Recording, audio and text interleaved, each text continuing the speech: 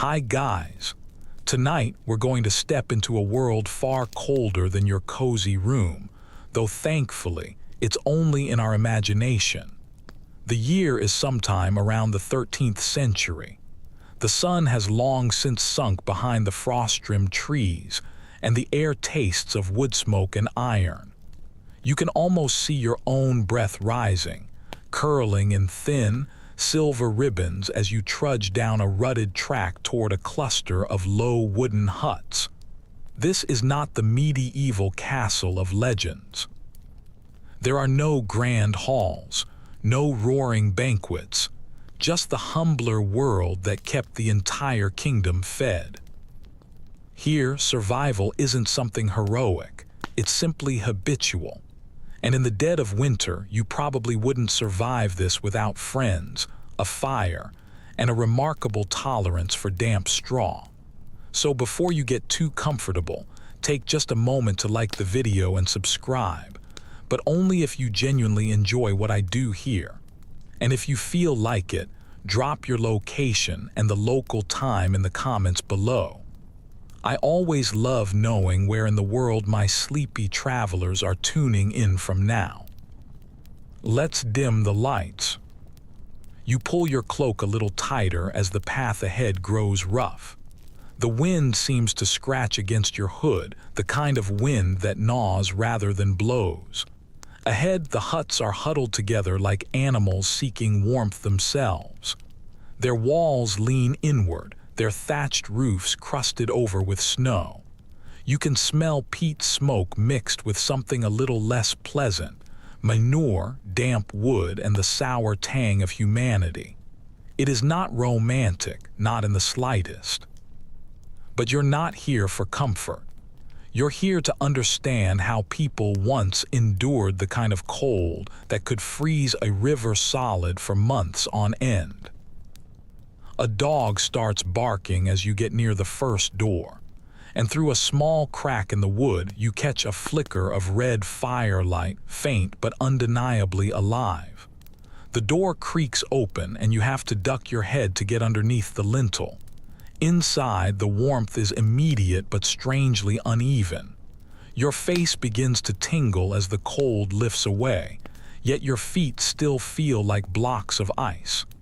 The single room holds everything: life, sleep, birth, and death. There's a smell of smoke that clings to every single thing: the walls, the hair, the straw. You can almost feel it coating the back of your throat. A family moves around you, 3 generations at least, plus a pig that's nosing through the straw on the floor. The roof beams loom low enough that you could easily bump your head. Soot stains the rafters like forgotten clouds hanging overhead. It's dark, except for the constant flicker from a small, open hearth near the center of the room. The fire doesn't blaze. It's kept small because every single ember is precious. Firewood, after all, is often harder to come by than food. Peasants might spend entire days just collecting sticks from hedgerows, risking punishment for taking what belongs to the Lord's forest. You crouch a little closer, feeling the sting of the thaw as it returns to your fingers. The children's cheeks are apple red, from heat on one side and the cold on the other. They giggle, wrapped up in ragged layers of clothing that have already seen too many winters. Their mother stirs a pot that's suspended right above the coals, some kind of thin pottage of barley, turnip, and maybe a tiny shred of salted pork. Dinner will not be a feast, but it will be enough to fill their bellies so they can sleep. Here's your first small truth about this time. Medieval peasants didn't really sleep in beds the way you know them.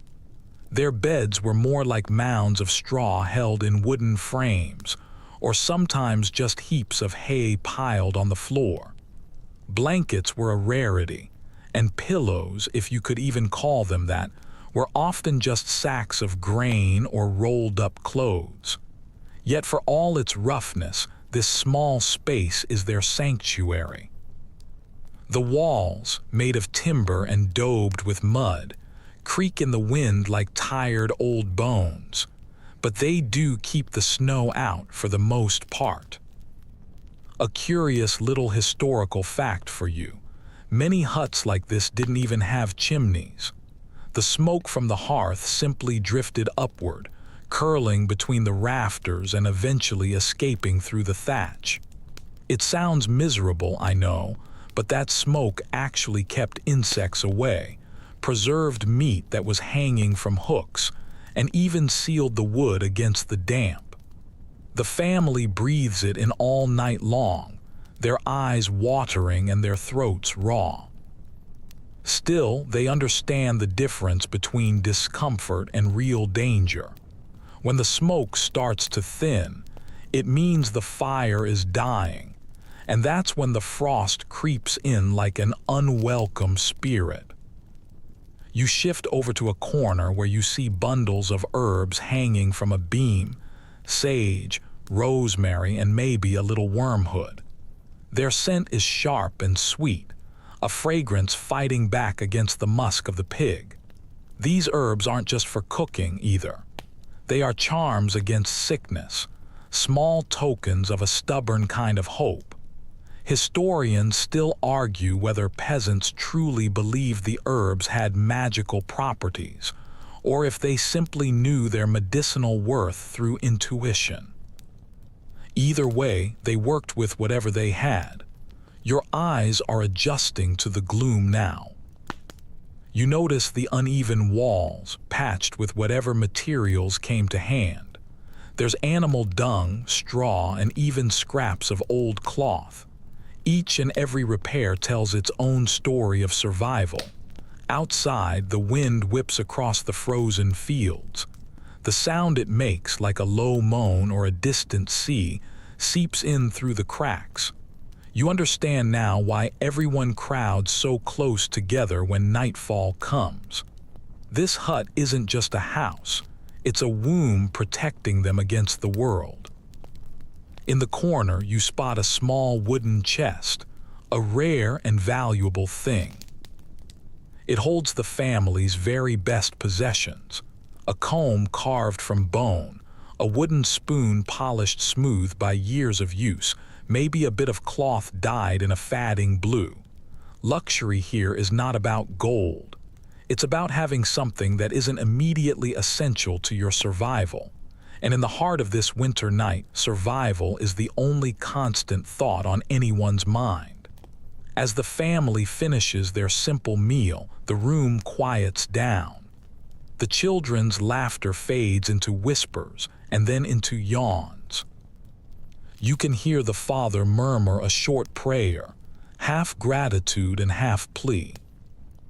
Outside, a rooster gives a confused cry into the darkness. The mother adds another small stick to the fire, watching as the flame licks at it greedily. You can see her lips move, maybe counting or perhaps planning tomorrow's work. She'll have to fetch water from the frozen stream, mend the thatch roof, and milk the cow if it's still alive. Then, a silence settles over the room, thick, heavy, and somehow comforting. You feel the first pull of drowsiness, that ancient instinct to rest when the darkness presses in close.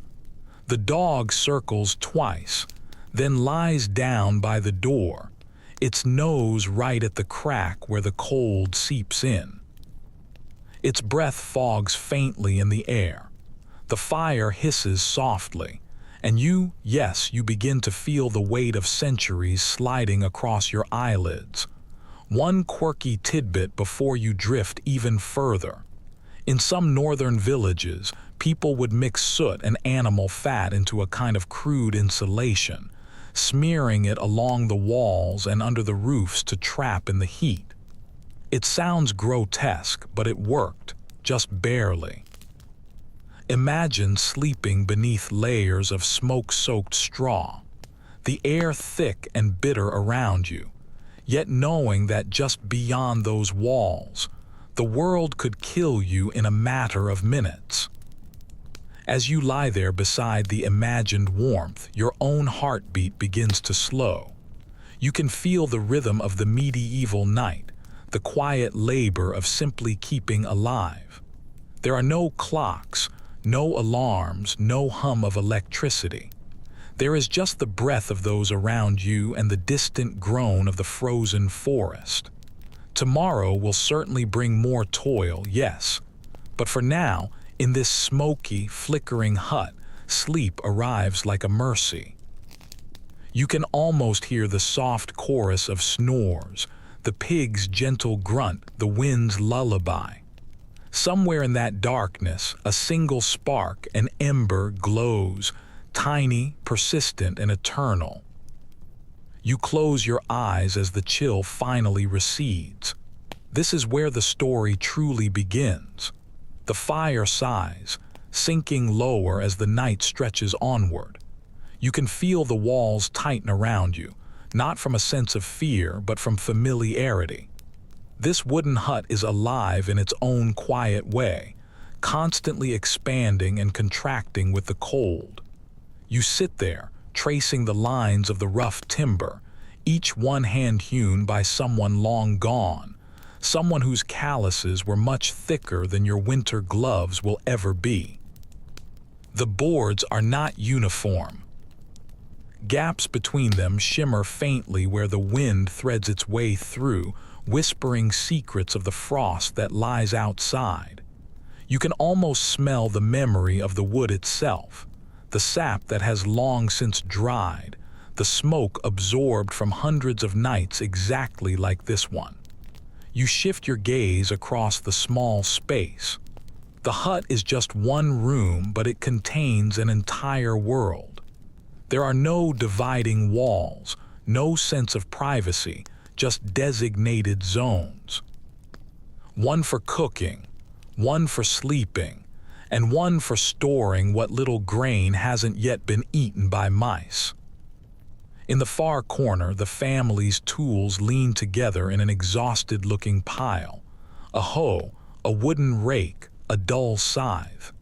Every single one of them will return to the field when the thaw finally comes.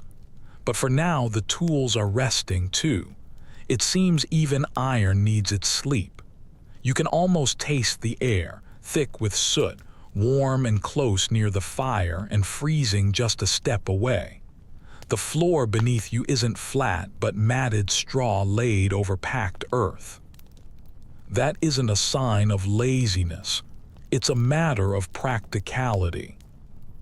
Wooden floors are rare and far too expensive. Mud floors actually keep the heat in, even if they might steal the dignity from your socks. Every winter, families spread fresh straw not for comfort but to soak up the moisture and the filth.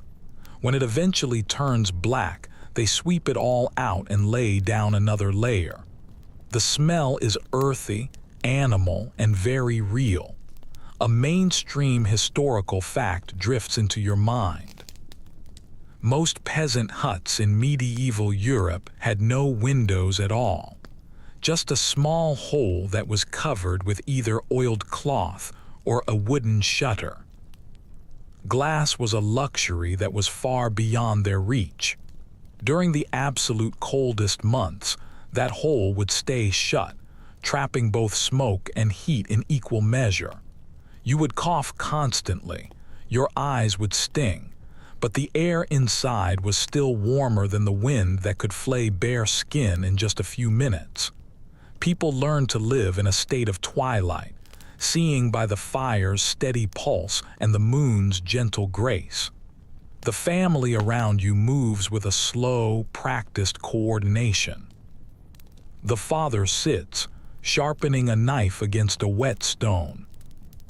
The rhythm is steady, almost meditative in its focus. The mother is patching a garment, her needle glinting in the firelight. The children are huddled near the pig, giggling at its grunts, pressing their tiny hands against its coarse, bristly hide. The animal doesn't seem to mind in the slightest. Warmth is warmth, whatever shape it happens to take. There's a simple logic in the design of this hut. It was not built for beauty, but for pure endurance. The low ceiling traps the rising heat. The thatch above, as thick as an arm's length, keeps out the snow. The walls, coated with a mixture of mud, straw, and dung, hold warmth much better than bare wood ever could. It is the architecture of pure necessity. You can almost hear the reasoning echo across the centuries. If it keeps the wind out, then it's good enough. You let your gaze wander along the walls again and you spot something odd, a crude symbol that has been carved into the timber right near the door. It's a circle with a cross inside of it. The father catches your glance and just shrugs, half smiling. It keeps the night spirits out. He might say if he could speak to you across time. That's the quirky tidbit for this scene. Peasants would often scratch or burn protective marks, known as witch marks, into their homes to ward off evil or simple misfortune. Sometimes they were crosses, sometimes they were runes, and sometimes they were just a pattern that was passed down without any real meaning. Historians still debate whether these symbols reflected a deep belief or were just a simple habit. After all, when every night feels haunted by the cold, you cling to any comfort you can carve. You notice a second hearthstone, blackened and cracked, that's been shoved up against the wall. Maybe it belonged to the grandparents before the roof collapsed years ago. In this age, people rebuilt far more often than they replaced. Wood was scavenged, nails were straightened, and rope was reused until it turned to dust. The hut, in a sense, is a living palimpsest, with layers of survival written one over another. From outside, a low howl cuts through the silence. It might be a wolf, or perhaps a dog that's gone feral. The children freeze in place. The pig snorts and burrows itself deeper into the straw. The father just lifts his head, listening intently. But after a moment, the sound fades away. The mother murmurs something, maybe a charm, maybe just a word of comfort, and the rhythm of the night returns to normal. You let your thoughts wander. How many winters has this family managed to endure? 5, maybe 10. The average peasant life is brutally short, 30 or 40 years at best. Yet each generation leaves behind a hut, a few bones, a name that exists in no record book, and still, they somehow survive. You wonder almost wistfully how different they truly are from you. Both you and they crave warmth, safety, and rest. The trappings have changed, but the longing never really does. Your eyes follow a wisp of smoke as it curls through a crack in the roof. It glows faintly orange in the firelight before it fades completely into the darkness. That's the hut's exhale, the smoke rising up like a quiet prayer. There's something mesmerizing about its simple rhythm. Inhale, exhale, the steady breath of shelter itself. You realize that this single room, as cramped and crude as it is, holds everything a peasant could possibly want in the middle of winter. A fire, a family, and a roof that doesn't leak too badly. But comfort is always a relative term. You shift closer to the wall, and a draft of frost creeps under your cloak from where the mud meets the ground. It's astonishing how thin the line truly is between the inside and the outside. A misplaced step, a slightly wider crack, and the cold always wins. In some northern regions, families even built sleeping lofts, small platforms right under the thatch to catch the rising heat. It sounds clever, but just imagine waking up with snowflakes drifting down through the roof onto your face. You'd pull your straw blanket tighter, mutter a curse at the weather, and then roll back into the warmth of the bodies beside you. Historians still argue whether huts like these truly stayed warm throughout the night. Some claim the fire's embers and the shared body heat were enough to manage. Others suggest that peasants endured temperatures that were barely above freezing, wrapped in layers and their own prayers. The truth probably lies somewhere in the middle, never truly cozy, never comfortable, but always survivable. Humanity, after all, is remarkably good at adjusting to misery. You shift your position again, and a tiny sound catches your ear, the crackle of sap bursting in the fire. It's the hut's lullaby, the sound that tells you that all is well for now. Outside, the frost thickens on the thatch, glittering faintly under the moonlight. The world beyond is silent, completely suspended. Inside, the family finishes their tasks, one by one slipping into their nests of straw.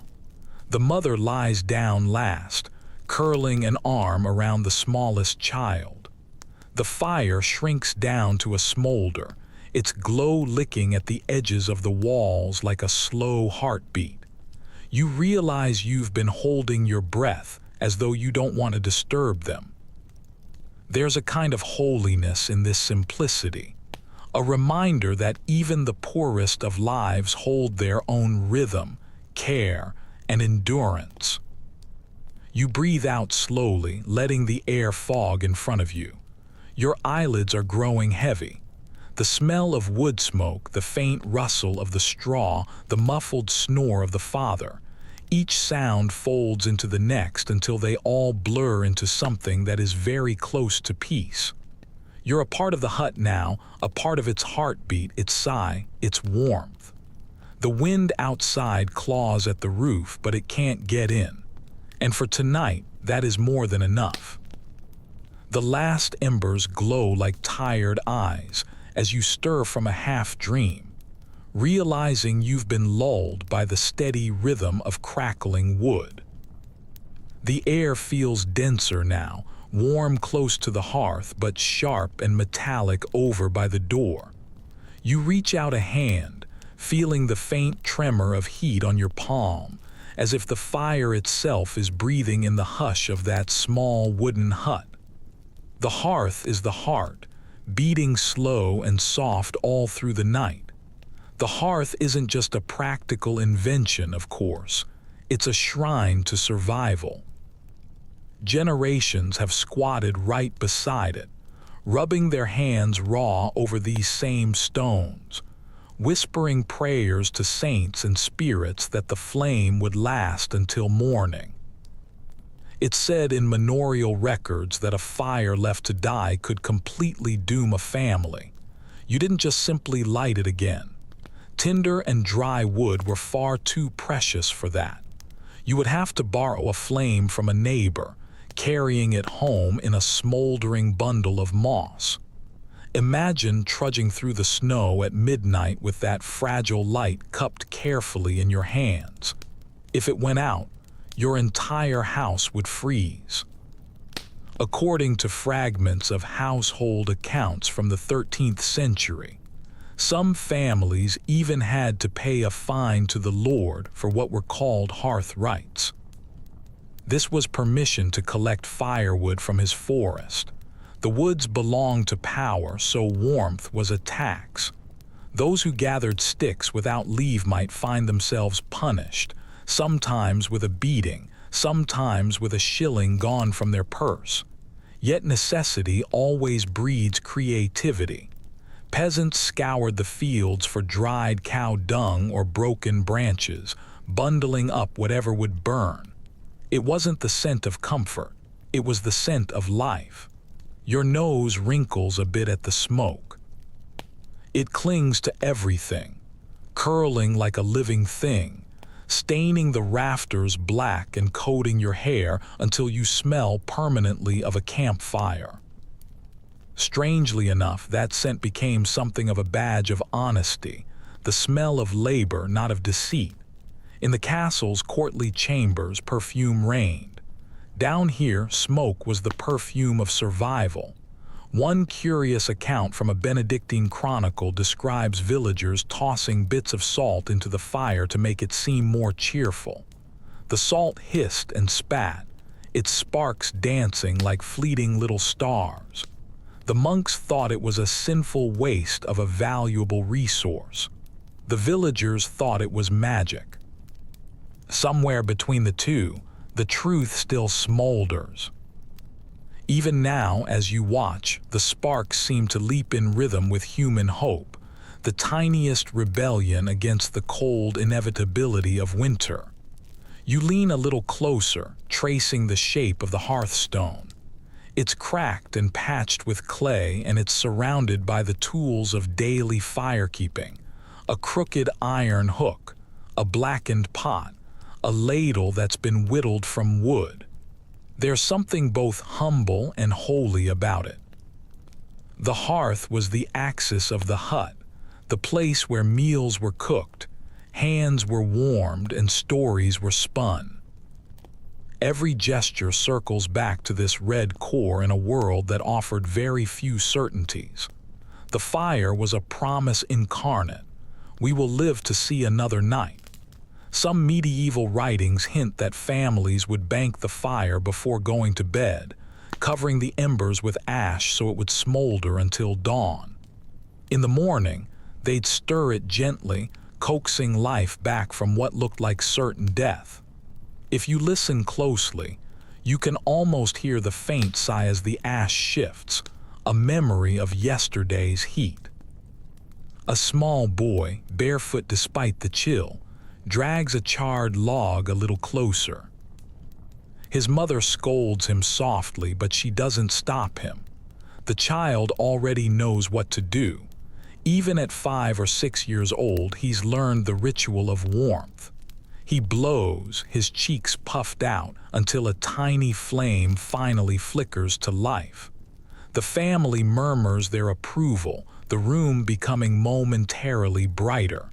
You realize that warmth is not just about fire, it's about participation. Every single breath helps. Modern historians remain divided about whether medieval peasants truly understood how to ventilate these huts properly. Some argue the smoke was just tolerated, even welcomed for its insect-repelling gifts. Others suggest that clever design, like small roof holes and angled beams, let just enough air flow to keep the family alive without losing too much heat.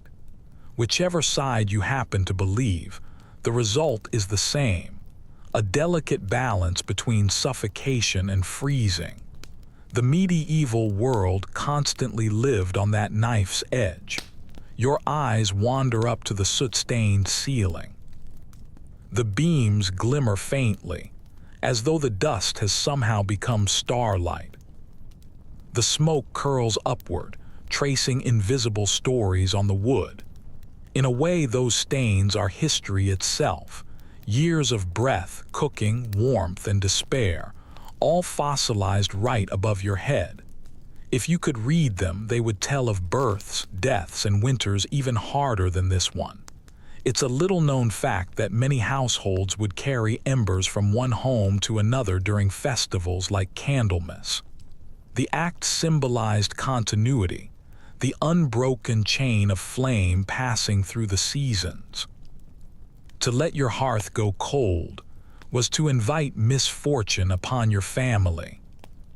To keep it burning meant luck, fertility, and protection. Maybe it wasn't just superstition. Maybe it was memory disguised as a ritual. You move back from the glow, your eyes half closed. Your skin prickles with the strange mix of heat and chill. The fire snaps suddenly, throwing sparks that dance across the mud floor. For just an instant, the whole hut flashes into color. The copper of the mother's hair, the dull red of the father's tunic, the faint blue thread that has been mended into a blanket. Then the light sinks again, settling back into that familiar half-darkness where time itself slows down. Beyond the door, the wind hums a long, mournful note. Inside, the fire answers with a soft sigh. You realize that this conversation, the hush, the crackle, the slow breath of the flame, has been going on for centuries. You're merely eavesdropping on it. There's a real comfort in the repetition, in the predictability of warmth. You sense that in a world where so little could be controlled, harvests, disease, the whims of lords, taxes, the hearth offered a tiny sphere of power. You could tend it, shape it, guard it. You could lose everything else, but if the fire still burned, the story continued. A final spark leaps, hisses, and then dies. The smell lingers, soft and sweet now, like the end of a candle. You stretch your legs, the straw rustling beneath you, and feel that slow, heavy pull of drowsiness once more. The hut breathes with you, its rhythm syncing with your own. Outside, the frost grips the world, unrelenting. Inside, you glow, and as you drift towards sleep, you realize something profound. In every age, warmth is not a luxury. It's a kind of faith. The night is deepening now, and the world beyond the hut has hardened into a profound silence. You stir slightly, feeling your cheek pressed against something rough and faintly warm. Its straw broken, uneven, and alive with the scent of earth and hay. Beneath it, you can feel the unyielding hardness of the floor, which is just packed soil, molded by countless bodies turning through countless nights. This, you come to realize, is the medieval bed. There's no velvet here, no feathers, no fluff of any kind, only what the land itself provides. You shift your weight, listening to the faint crunch of the straw beneath you. The straw rustles, almost like whispering voices, and your fingers brush against a coarse thread of cloth, a sheet of sorts, though calling it that feels incredibly generous. It feels like burlap or maybe a homespun linen, something rough enough to scrub your skin raw. Still, it does keep the sharp little pieces of straw from sticking to you. These are the only layers between a human body and the earth itself, like a thin treaty signed against the cold.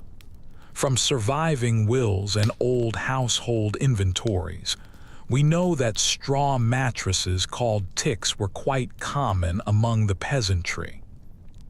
Each season, families would stuff them anew with hay, rushes, or even dry leaves. When spring finally arrived, they would burn the old filling to chase away the fleas and other pests. You can just imagine the brief relief of that ritual, the scent of smoke cleansing more than just the air. A curious note from a 15th century French manorial record mentions that villagers occasionally mixed dried mint or lavender into their bedding, not for luxury, but simply to mask the smell. Those herbs, brittle and fragrant, gave the illusion of cleanliness in a world where washing linen in winter was nearly impossible. You picture it, the faint ghost of summer hidden right under every sleeper's head. Your body grows heavy, yet your mind stays strangely alert. You trace how each layer of cloth and straw acts as a kind of armor against the frost. Above you, a blanket, which is more a patchwork of rags than anything resembling comfort, rests over your shoulders. The wool, coarse and uneven, pricks at your skin. The warmth it offers is uneven, too, hot at your chest but cold at your feet. But warmth isn't measured here in degrees. It's measured in how much of you finally stops shivering. Archaeological digs have unearthed fragments of such woolen textiles, stiff with lanolin and soot. They tell a story of spinning wheels humming in smoky corners, of women twisting thread from sheep's fleece, and men trading surplus wool for salt or ale. Every single fiber you can feel beneath your hand carries the story of labor and survival. There's a surprising trick to peasant comfort, and that is proximity. The family doesn't sleep apart but pressed closely together, a jumble of limbs and breathing. The warmth of another body is just as essential as the blanket itself. You might think it claustrophobic, but here, intimacy is insulation.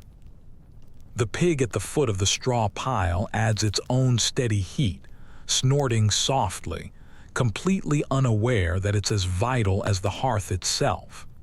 Some folklore suggests that villagers believed animals shared not just warmth, but also a kind of protective energy during the night. A cow's steady breathing could ward off evil, while a dog's body heat signaled good luck. Whether you believe in superstition or in thermodynamics, the effect is exactly the same. No one sleeps alone if they can possibly help it. Not every sound is peaceful, though. The night is filled with small irritations.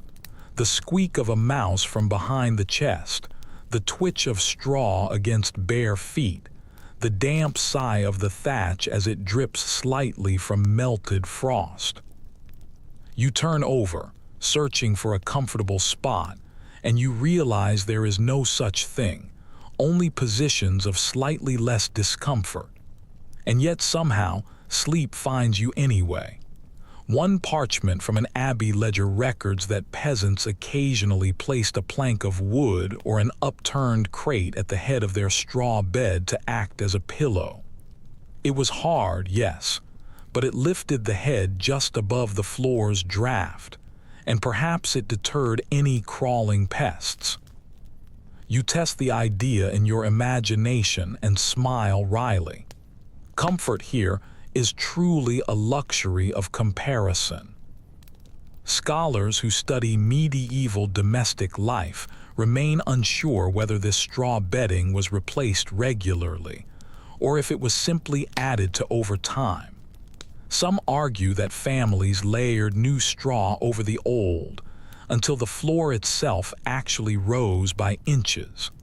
Others believe the constant smoke from the fire kept vermin from overrunning it entirely.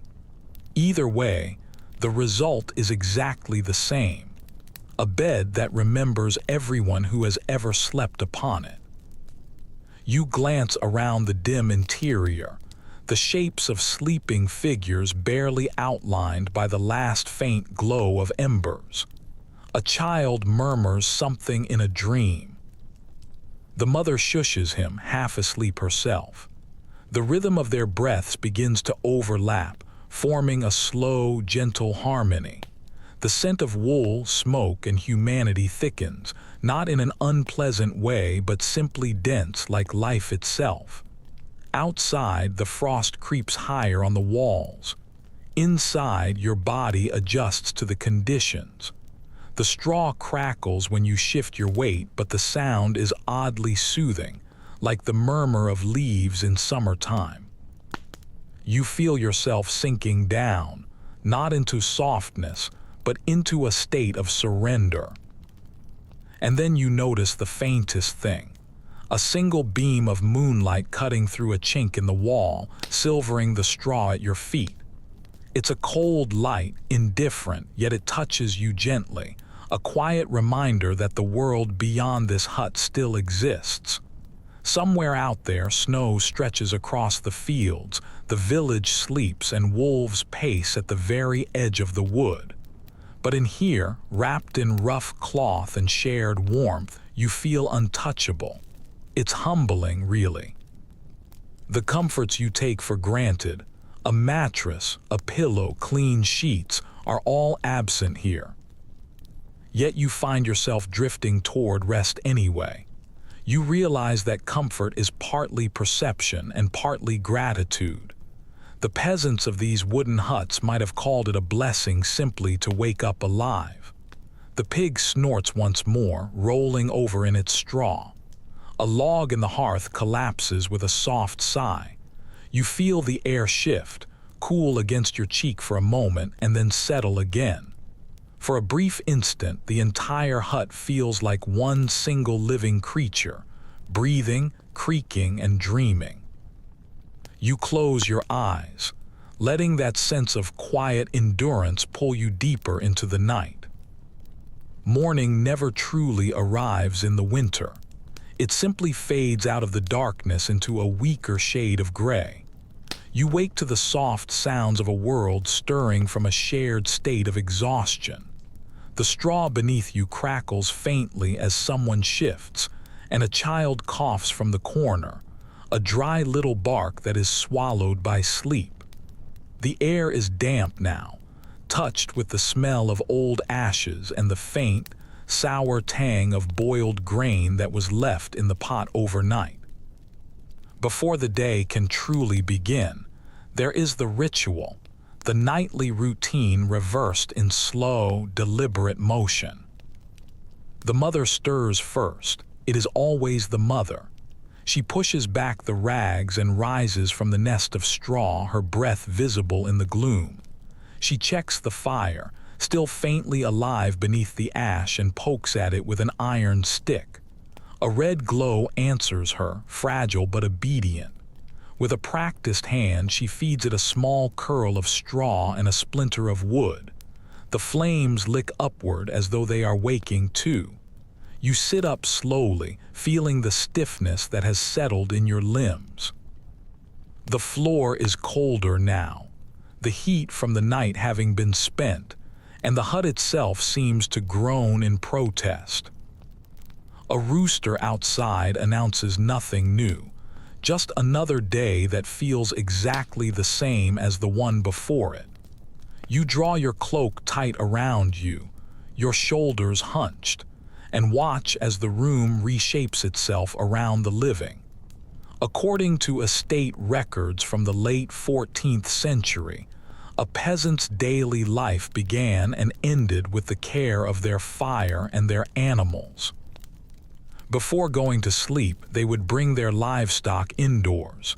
Chickens in woven cages, goats tied to posts, and sometimes even the family cow, heavy-eyed and steaming from the cold. The logic was simple.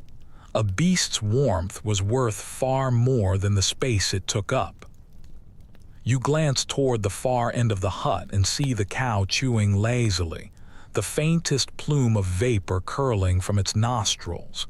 Its body heat radiates out into the room, invisible yet absolutely essential. In a half-forgotten folk saying recorded by a village priest, people claim that the cow's breath blesses the dreamer. Whether it was superstition or simple gratitude, it captures the truth of their situation. Animals and humans were partners against the winter. There was no hierarchy, just a mutual need for survival. The family moves as a single unit, each person performing a silent, inherited task. The father crouches by the door, pressing a rag into the cracks where the wind always sneaks in. The children gather kindling from a small pile near the wall, sticks so small and damp that the fire hisses when they touch it. The mother ladles out what's left of last night's meal, adding a splash of water to stretch it a little further. This isn't breakfast, it's endurance served in a bowl. One curious detail appears in a few medieval household guides. Families were advised to close their hut's single door at sundown, not only for warmth but for spiritual safety. Night was believed to be when spirits wandered, restless souls, fairies, or even thieves. Some would nail sprigs of holly or rowan above the lintel for extra protection. Whether it was out of deep faith or simple habit, the ritual persisted through the centuries. You can almost hear the scrape of the wooden bolts sliding shut each and every night, a small sound of security in a dangerous world. Today, as they prepare for sleep once more, the very same steps unfold in reverse. The chores of the day are finally done. The sky is already bruising towards twilight, and the cold thickens again. The family gathers near the hearth, their conversation soft, their movements slower. The father sprinkles a few drops of ale on the floor, a gesture that is both practical and sacred, keeping the dust down while offering thanks to whatever power still listens. From the hut next door comes a low laugh, carried faintly through the walls. Community doesn't sleep far away. Even privacy here has a certain texture. You can feel your neighbor's presence like a warmth radiating through the air. It's oddly comforting, knowing that others are breathing, struggling, and resting right beside you. Each hut a heartbeat in the same frozen organism of the village. It's believed from fragments of parish records that peasants often shared lullabies while preparing for bed, half prayer and half song. The words varied from one region to another, but the tone was universal, steady, repetitive, and designed to quiet the mind. You can imagine the mother humming now, her voice low and rough from the smoke, carrying an ancient melody that smooths away the day's sharp edges. The children's eyes begin to droop, their bodies leaning unconsciously toward her warmth. There's something ceremonial about how they prepare to rest. The door is checked one last time. The embers are carefully covered with ash, preserving them until the morning. The family crosses themselves, murmuring words that blend Latin and the local dialect, a spell against hunger, against the night. Sleep isn't leisure here, it's an act of faith. Researchers studying medieval daily rhythms often note how the darkness itself defined existence. In the summer, people might work until the stars appeared in the sky. But in the winter, the night stretched unbearably long, forcing families to adjust their bodies to its rule. Sleep often came early, broke in the middle for some quiet conversation, and then returned before dawn. You'll feel that rhythm for yourself later, that pause between the first and second sleep, a strange intermission of thought in the deep of the night. The hut, now sealed, becomes a cocoon. You can hear the faint settling of the wood, the sigh of the wind finding no entry. The fire's glow flickers over their faces, softening them into something timeless. The father mutters a last word about tomorrow's chores, but it fades away into drowsiness. The mother tucks a scrap of cloth around the youngest's shoulders, then lies down herself. In that silence, you finally understand the rhythm of a peasant night. It is not stillness, but surrender. Everything is pared down to the absolute essentials: heat, breath, and hope. You feel your own breathing slow to match theirs. Outside, frost scrolls delicate patterns across the doorframe. Inside, human warmth draws invisible lines of defiance against the cold. A faint squeak, a mouse perhaps, scurries somewhere unseen. The pig grunts softly. Someone sighs in their sleep. All of it becomes part of the same quiet music, one that never truly stops but just ebbs and flows like a tide. You close your eyes again, letting the fire's glow paint your eyelids red. You think of all the nights just like this one across all the centuries. The same huts, the same rituals, the same fragile warmth. What holds them all together isn't just habit, but a tenderness that is disguised as necessity. The mother's voice, barely audible now, hums a final note. The child's breathing evens out. The wind retreats. You can almost believe the hut itself is sleeping too, dreaming of spring. Night has deepened to its quietest hour. You lie awake, your own breath mingling with the faint rhythm of the others sleeping all around you. The air is thick, carrying the scent of straw, smoke, and animal musk. A single ember still glows in the hearth, pulsing faintly as if the hut itself is still breathing. You listen, and the soundscape of a medieval night slowly begins to unfold. At first, it just seems like silence, but it isn't really. The hut murmurs in its sleep. You can hear the wood creak, a slow settling of beams as they adjust to the cold. A soft thud marks the fall of snow sliding off the roof. Somewhere beneath the straw, a mouse rustles, its tiny paws sounding like whispers. Beyond the door, the wind sighs, threading its way through every single crack. Each gust is a reminder that winter never truly leaves. If you listen even harder, the village itself begins to speak. Distant dogs bark at shadows. A rooster, confused by the moonlight, crows far too early. In another hut, someone coughs, and the sound travels through the still air, as if the night has stretched itself thin just to carry it. The village feels alive, even though every soul is half dreaming. Records from manorial courts mention that noise after dark could be a cause for suspicion. The quiet of a winter night was considered sacred, and loud disturbances might lead to gossip or even an accusation. People valued the peace because it was so fragile, and because the dark held enough mystery on its own without any human interference. One curious finding from some rural chronicles describes how sound traveled differently in the frozen air.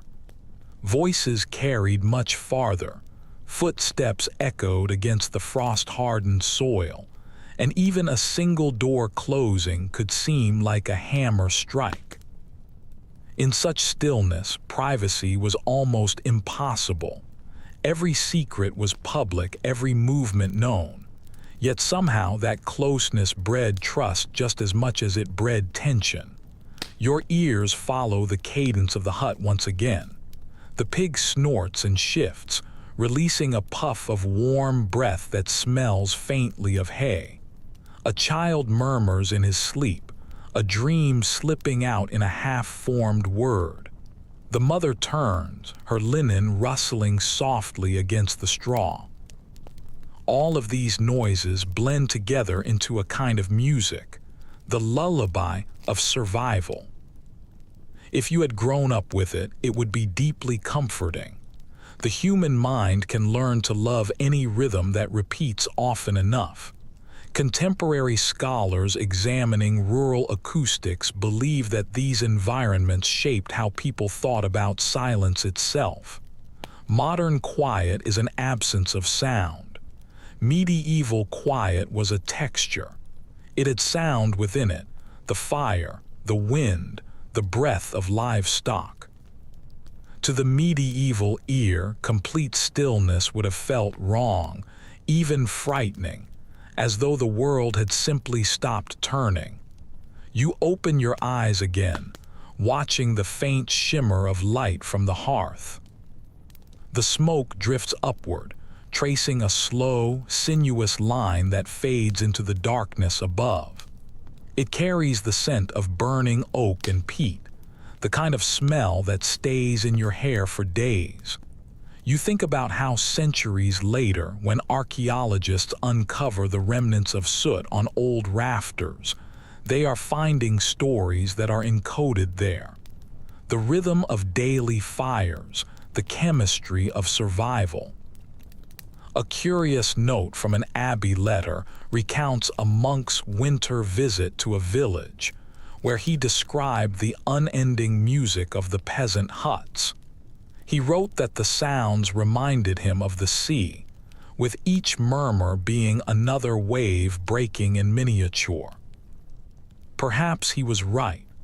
Lying here, you can almost believe you're afloat in some quiet ocean of warmth, carried along by the breath of others. Occasionally, the wind pushes a little harder, rattling the door latch.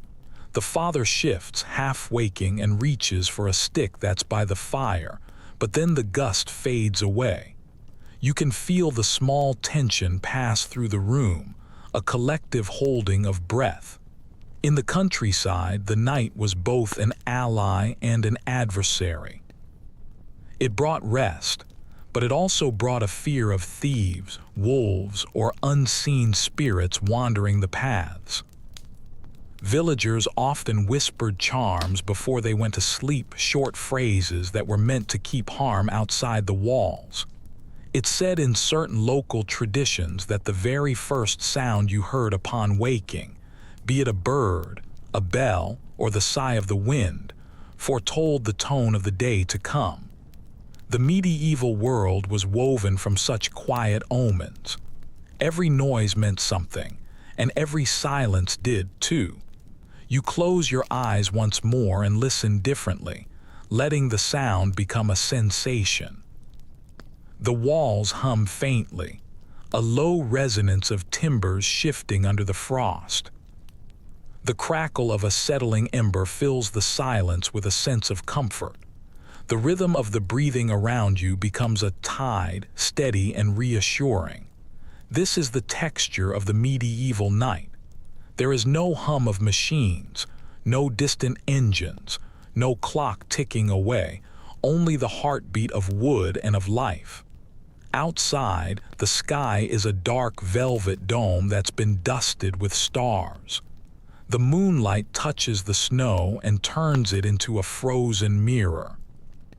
Occasionally, a gust stirs the trees beyond the village, and their branches scrape against one another, a dry sound like bones or whispers.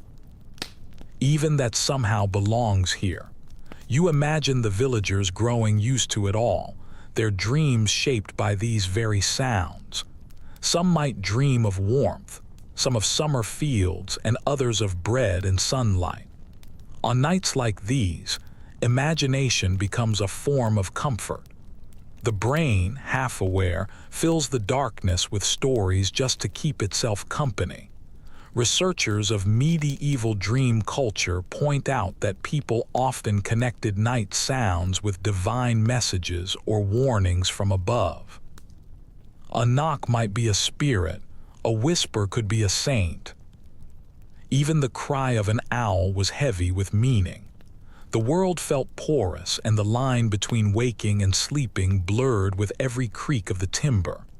The fire flares up suddenly, a spark catching in the ash. You watch it rise, small but defiant, and for a moment the hut glows amber again. Faces appear in that light. The father's furrowed brow, the mother's calm profile, the children curled together like kittens. The pig twitches an ear. Then the light sinks once more, and the darkness settles like a blanket. You let yourself drift with it, lulled by this symphony of quiet. Each sound folds into the next until there is no difference between the room and the dream. Outside, the snow is falling silently. Inside, the hut keeps its steady hum, and you lying there begin to understand that this is not mere silence at all. It is life, whispering softly through the wood and the winter. The darkness has a texture to it now, soft and steady, like velvet pressed against your eyelids. You are half asleep, hovering in that curious space between a dream and being awake. The fire still breathes faintly, a small orange glow beneath its blanket of ash. Around you, the family lies quiet, lost in their own private worlds of sleep. The wind outside moans low through the frozen fields, and for a moment you could believe the entire world is dreaming right along with you. Dreams in the medieval night were not private matters. They were messages, warnings, or sometimes even punishments. People would speak of them in the morning as if they had been shared visions, pieces of another realm that were slipping into this one. The line between sleep and faith blurred quite easily. You can almost hear the murmurs that might have followed breakfast. A neighbor saw the Virgin in her sleep, while another dreamt of wolves circling the churchyard. Someone else woke up certain that a distant cousin had passed away. According to preserved sermon notes from the 12th century, priests often warned against trusting dreams too much. They might be divine, but they might also be demonic or just tricks of hunger or cold.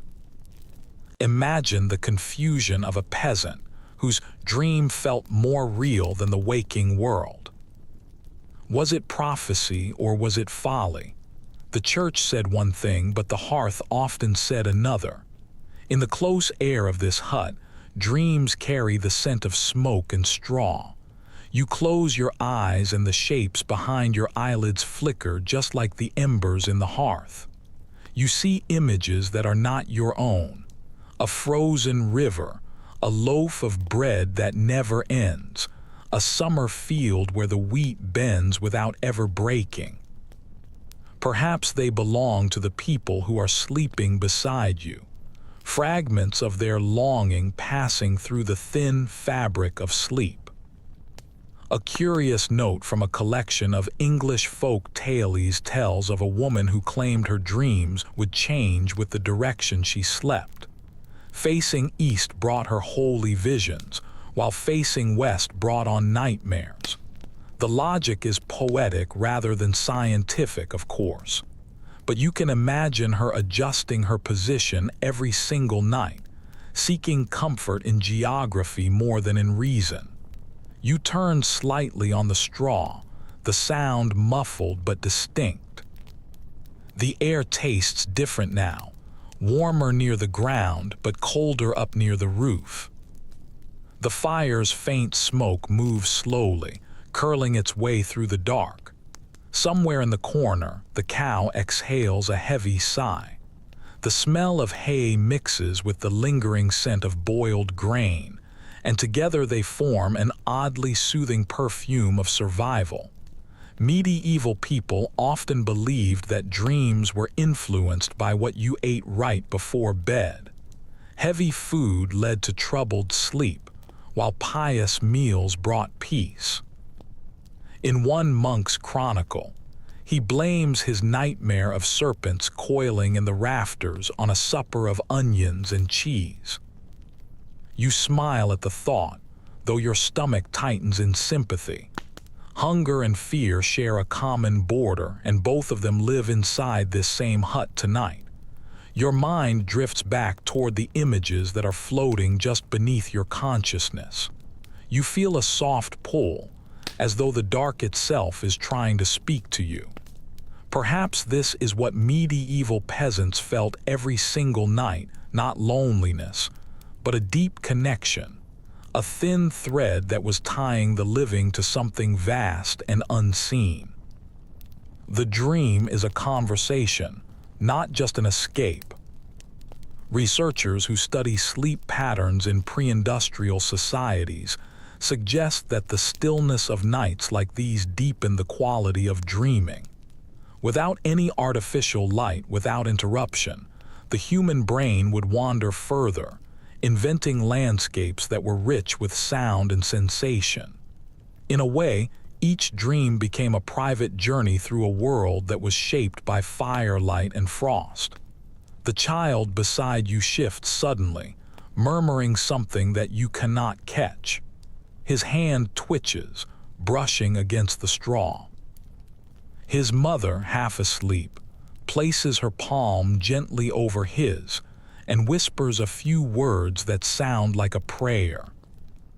Then it is quiet again. You can feel the tenderness in that gesture, something both ancient and ordinary. A faint draft slides across your cheek.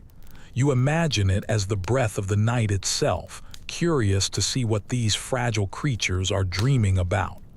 Outside, the snow thickens. The stars are hidden now. The village is sealed in a profound silence. Yet inside every single hut, minds are alive, weaving visions from hunger and from hope. There is one recorded debate among early scholars about whether dreams came from within or from without. Some said they rose from the humors of the body, bubbling up from the stomach or the blood. Others insisted that they descended from God, messages that were written in light. Both ideas sound poetic now, yet both of them capture something that is true. The body and the divine meet in the same place, in the moment just before waking. You feel your own thoughts fading into that deep place where imagination replaces awareness. The boundaries of the hut begin to dissolve, and you drift through the same world that these peasants might have known in their sleep. You walk through snow fields that glow blue under the moon. You hear distant bells ringing, though no church stands nearby. In the distance, a river glitters like glass, and somewhere a fire still burns. When you open your eyes again, nothing has changed. Yet everything feels somehow softer. The air is thicker, the darkness warmer around you. The sleepers are all breathing in a perfect rhythm. The dreams have done their work. The night, though still cold, feels gentler, as if it too has exhaled. You stretch your legs, being careful not to disturb anyone. The straw whispers in reply. Your body aches, but there is a comfort in it, the kind that is born from a shared experience. You lie back, the faint warmth of the hearth touching your face, and you let your mind wander once more. Sleep in the medieval hut is not just rest. It is a communion. Every sigh, every murmur, every flicker of the flame is part of a larger pulse that connects human beings across the centuries. You listen to it now, the hum that exists beneath history, and you begin to drift again. The night lingers, heavy and slow, until you forget where it even began. The fire has almost died, leaving a faint orange blush across the walls. The air is cool again, but not unbearable. Around you, the family lies close, their forms tangled together in sleep. A soft snore rises and falls like waves, while the cow shifts her weight and lets out a long, contented breath. The rhythm of this shared slumber is hypnotic, the sound of exhaustion that has turned into peace. You lie still, and you notice how the family shares their bed. There is no clear line dividing one sleeper from another, only a cluster of warmth that is bound by necessity. The father and mother sleep nearest to the fire. The children are pressed between them, their small bodies curled up like commas in a sentence that never seems to end. At the far edge, the grandmother lies wrapped in a thin blanket, her breathing steady, her presence a quiet anchor for them all. Contemporary accounts from manorial rolls and household records suggest that many rural families slept this way, all together in one bed, or at least on one shared pile of straw. Beds, when they did exist, were not private objects, but communal ones. The idea of sleeping alone would have seemed not luxurious, but utterly absurd. To share warmth was to share life itself. In one traveler's journal from the late 14th century, a visiting friar described arriving at a peasant cottage and being offered a place in the family bed. He wrote that it was both an act of hospitality and of survival. The hut was simply too small for modesty. Everyone just turned toward the fire, closed their eyes, and put their trust in sleep. You can feel that trust now, the intimacy of proximity that modern times have completely forgotten. A skin touches skin. The faint smell of sweat, smoke, and wool merges into something that is human and comforting. If someone stirs, the movement ripples through the group like a shared heartbeat. A curious observation recorded by folklorists centuries later noted that families often developed their own silent routines for sleeping together. Each person had their own place, their own angle, a way to tuck their limbs so that no one would freeze. Even the smallest child learned instinctively how to fit within the family's unique pattern. It was a choreography born from repetition, passed down without ever speaking a word.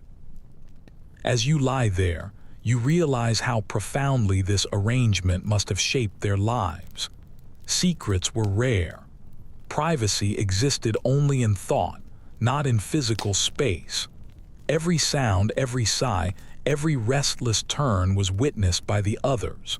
Perhaps that made their bonds tighter, or perhaps it just made silence more precious.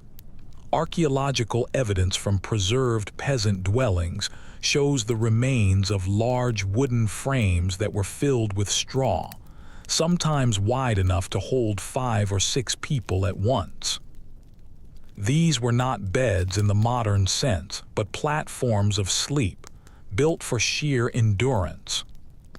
You can picture one now. Rough-hewn planks creaking softly under the weight of a family that knows each other's warmth better than their own reflection in a mirror.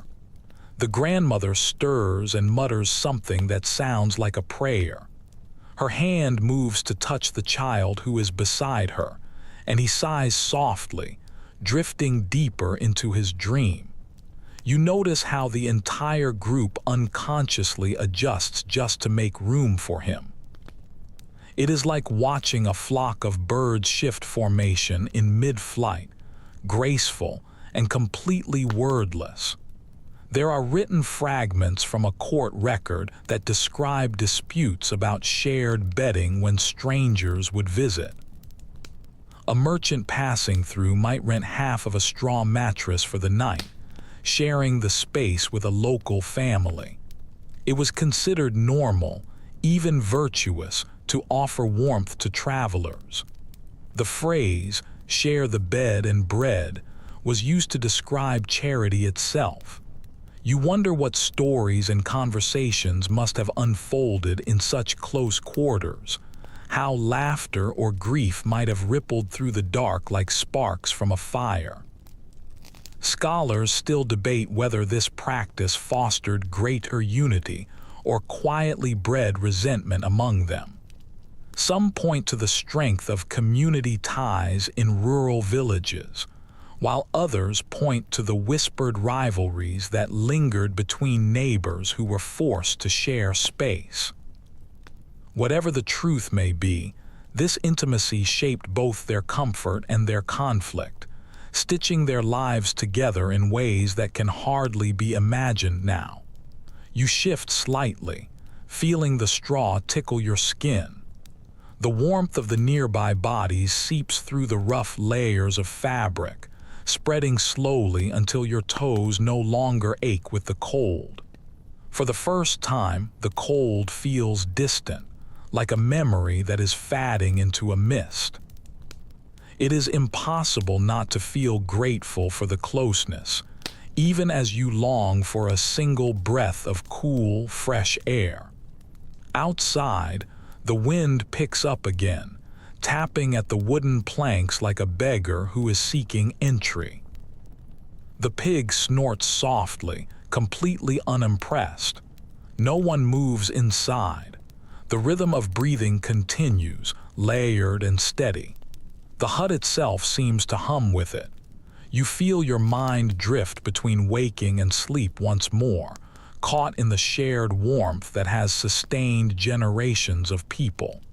It is a little-known fact that the phrase "to hit the hay" may trace faintly back to this very world. Peasants would quite literally strike or fluff the straw before lying down, shaking out the dampness and chasing away any vermin. The sound of its soft thuds and rustles was the medieval equivalent of a bedtime routine. You can almost hear it now, a gentle percussion against the floor, as families prepared for another night of endurance. You open your eyes briefly and find the room painted in a pale silver from the moonlight that sneaks through a gap in the thatch. The faces glow faintly, serene and completely unguarded. The grandmother's hand rests over the child's arm. The father's brow is furrowed, even in his sleep, perhaps dreaming of tomorrow's labor. The mother's lips move slightly, whispering something that only her dreams can hear. You exhale long and slow, and the straw shifts beneath you. Every sound is amplified by the closeness. Every breath carries its own rhythm, its own fragile life. This is not luxury, not comfort as you know it, but there is an undeniable peace in it. You realize now that to sleep in such a place is to surrender to connection, to trust that warmth shared is warmth multiplied. The night stretches onward, timeless, the hut small but infinite in its purpose. As you close your eyes again, you no longer feel like an observer. You are one of them, sleeping shoulder to shoulder in the dark, held together by breath, by heat, by hope. When you wake again, the air tastes faintly of ashes and wool. The fire has sunk into a bed of quiet embers, glowing just enough to paint the walls with a dull red shimmer. The hut is still, though outside you can hear the slow groan of the wind as it scrapes across the frozen fields. Your breath fogs as you exhale, but the chill does not bite quite as hard as it did before. The warmth of the night still lingers in the straw, in the soft murmur of the sleeping bodies. You shift slightly and pull the rough blanket closer to your chin. The fabric is thick but coarse, spun from wool that has never known any gentleness. It scratches and it smells faintly of lanolin, but it holds the heat like a promise. The peasant world depends on such small miracles as this. A blanket is not a decoration. It is armor. From what we know, through textile fragments that have been preserved in peat bogs and archaeological layers, medieval wool was heavy and oily. The natural grease of the sheep helped it to resist water, and though it might itch against bare skin, it trapped warmth even when it was damp. This, you realize, is the reason why peasants survived winters that would have frozen a careless traveler in a single night. The mother rises quietly, her feet whispering through the straw. She checks the edges of the door, running a hand over the gaps that she stuffed with cloth the night before. Then she kneels by the hearth, cupping a handful of ash and blowing gently until a tiny spark blooms to life. A glow catches, faint but steady. She feeds it a scrap of kindling and waits, as patient as stone, until the first blue flames begin to appear. Some written household accounts from northern villages note that every family guarded their fire as fiercely as they guarded their food. A cold hearth was a shameful sight, a mark of pure neglect. To let your fire die was to invite gossip and perhaps even suspicion. Fire meant diligence, care, and continuity. A family's hearth, just like its name, had to be kept alive. The mother reaches for a pot of water. The surface is rimed with a thin film of ice. She sets it near the flames, watching as the frost melts away into droplets. The smell of damp wool fills the air as the warmth begins to return. She adds a pinch of salt and a handful of grain from a small cloth bag, stirring it all slowly. It is not a feast, only a thin porridge, but in this frozen world it is salvation in a bowl. Near her the father stirs, rubbing his eyes. His first gesture is not to eat, but to thank the fire. You can almost hear the small words as they leave his lips, half prayer and half habit. Gratitude is not a ceremony here. It is a means of survival.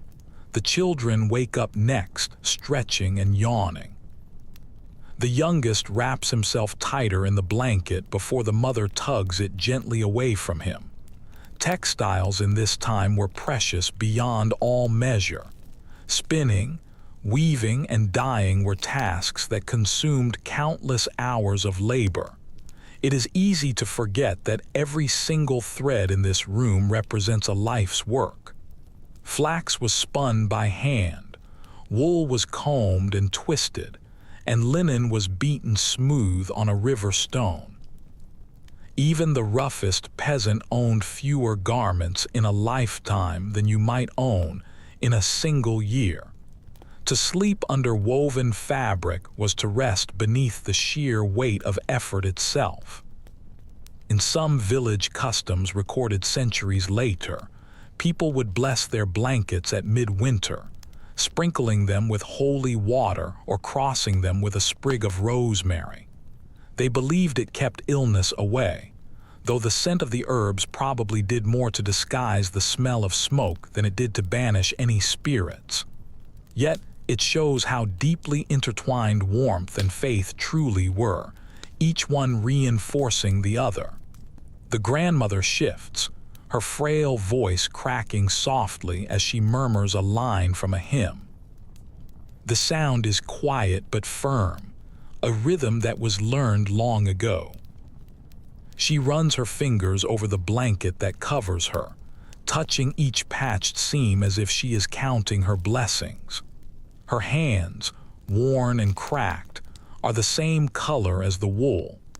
Researchers of medieval domestic life sometimes debate how peasants repaired their bedding, since fabric was so expensive and rarely ever discarded. Some argue that patches were layered one on top of another, until the original cloth completely disappeared beneath all the repairs. Others think that blankets were shared among families, passed down through the generations until they became relics of warmth. Either way, these rough coverings outlasted the people who made them. You lie back again, letting the sounds of morning fill the small space. The water in the pot begins to bubble. The fire pops softly, releasing the scent of damp wood. The pig snorts itself awake, shaking straw from its back. The children whisper to one another, their voices still heavy with sleep. Outside, a distant church bell tolls through the cold air, slow and deliberate. The mother ladles the thin porridge into small wooden bowls. The family eats together, sitting on the floor, their shoulders touching. There are no spoons for everyone, so they take turns, dipping and passing. The warmth of the food moves through them like sunlight. You can see their faces brighten, the color returning to cheeks that have spent far too many hours in the dark. It is striking how such simplicity can hold so much meaning. A bowl of hot grain, a coarse blanket, a faint fire. Together, they make the difference between despair and seeing another day alive. You find yourself strangely humbled, wondering how often you have mistaken comfort for true necessity. The mother wipes the bowls clean with a piece of bread, saving every last crumb. She looks toward the door where the daylight is seeping through in pale threads. Then she turns back to the fire, her eyes reflecting its soft glow. For her, this is not a luxury but a triumph. The family is warm. The night has passed. The cold outside has not won. You lie still, absorbing the warmth, the rhythm of their morning, the way life continues on despite everything. You realize that this rough blanket, heavy with smoke and history, is more than just a piece of fabric. It is an emblem of perseverance, of faith that has been stitched into every fiber. The world outside may be ice and hunger, but under this blanket there is life. By the time the weak daylight filters through the cracks in the wall, the frost has already begun to thaw inside the hut. Drops of water slide down the beams, slow and uncertain, landing with quiet taps onto the earth floor. The family moves about carefully, conserving their energy. They know that even in the daylight, the cold still remains, just waiting for its next chance to reclaim the room. The smell of ash, sweat, and damp wool fills the air, familiar but somehow comforting. You sit up and watch as the father glances at the sleeping corner. The eldest child lies still, shivering faintly despite the blanket that's covering him. His skin looks pale under the dull light.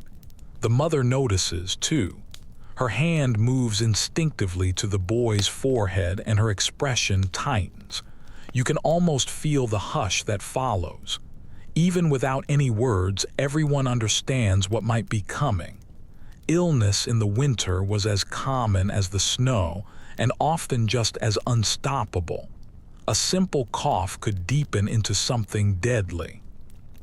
In a world without doctors or medicine as you know it, every sickness was a negotiation between endurance and sheer luck.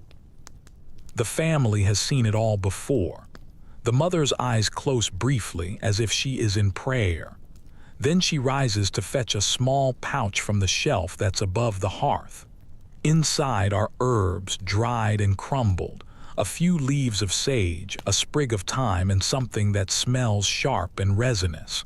She crushes them in a wooden bowl, mixes them with some warm water, and then dips a cloth into the liquid.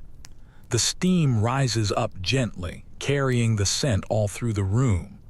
The boy stirs, his breathing rough but steady. She presses the cloth against his chest, her lips moving silently. One set of monastic notes from a 12th century infirmary mentions how peasants used such herbs for both healing and for blessing.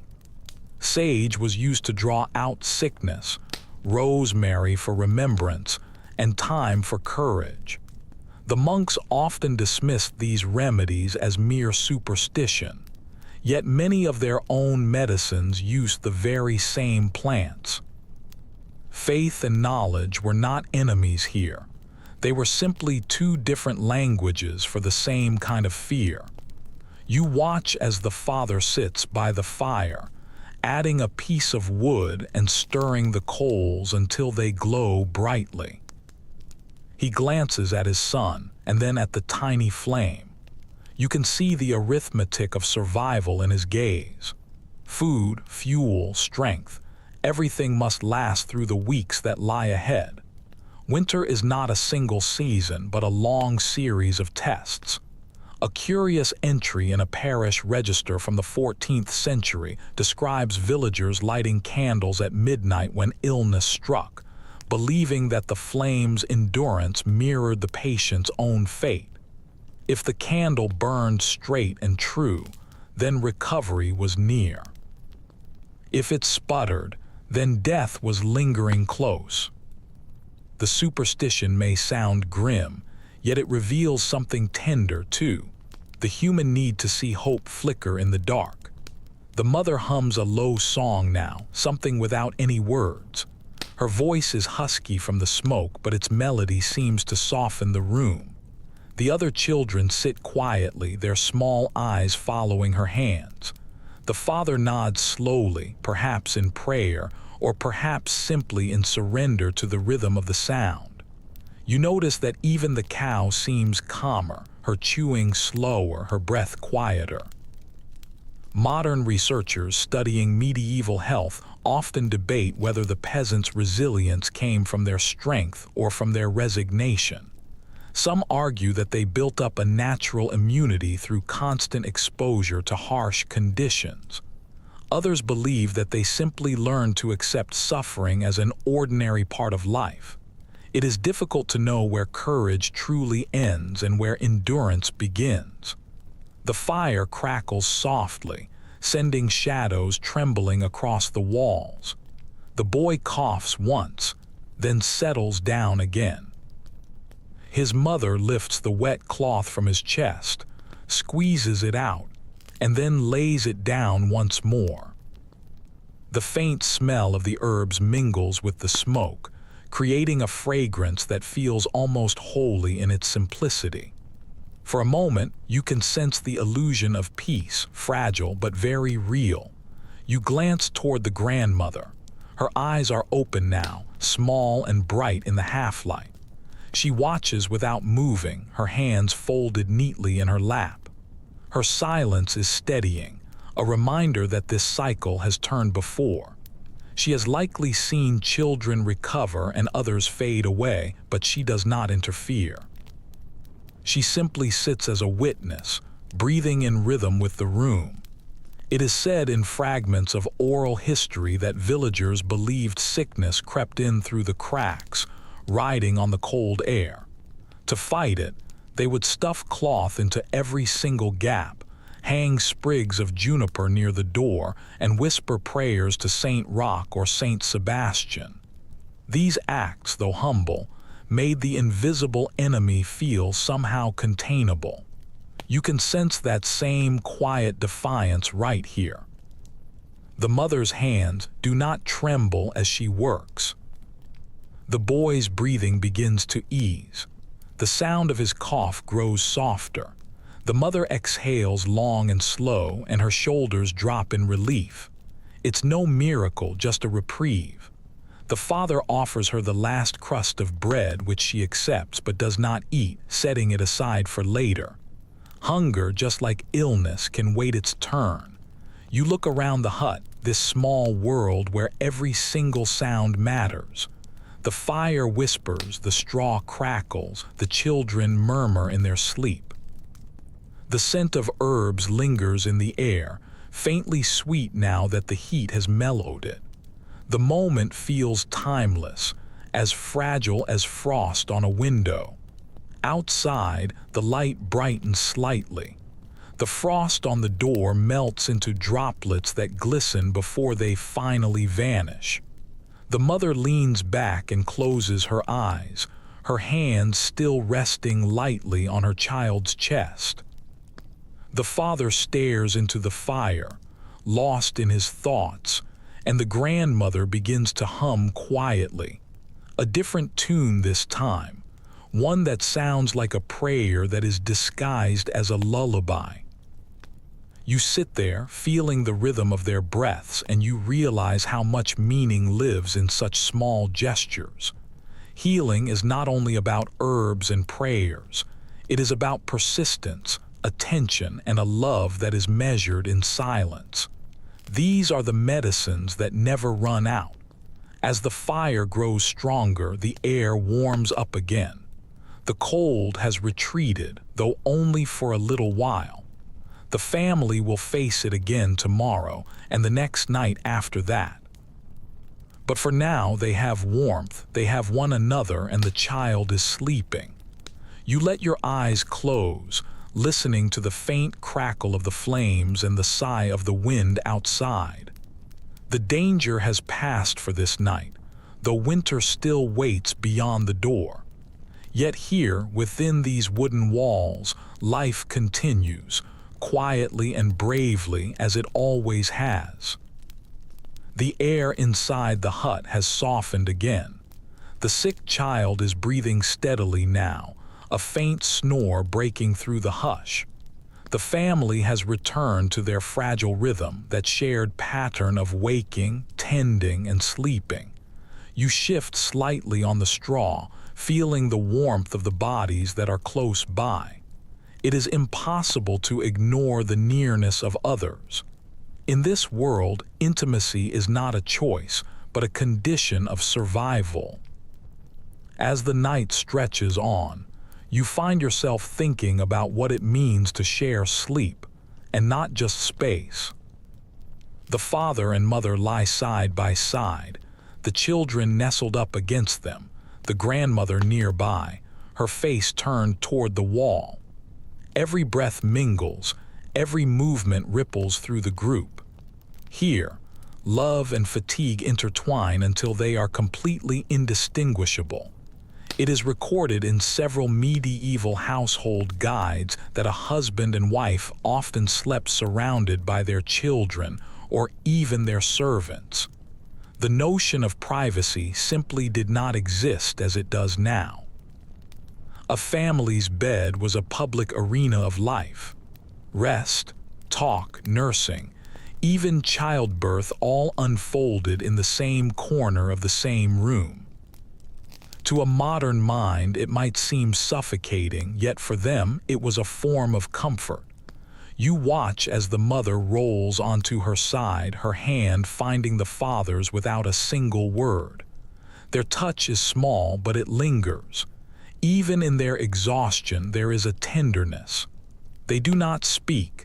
Their breathing just aligns.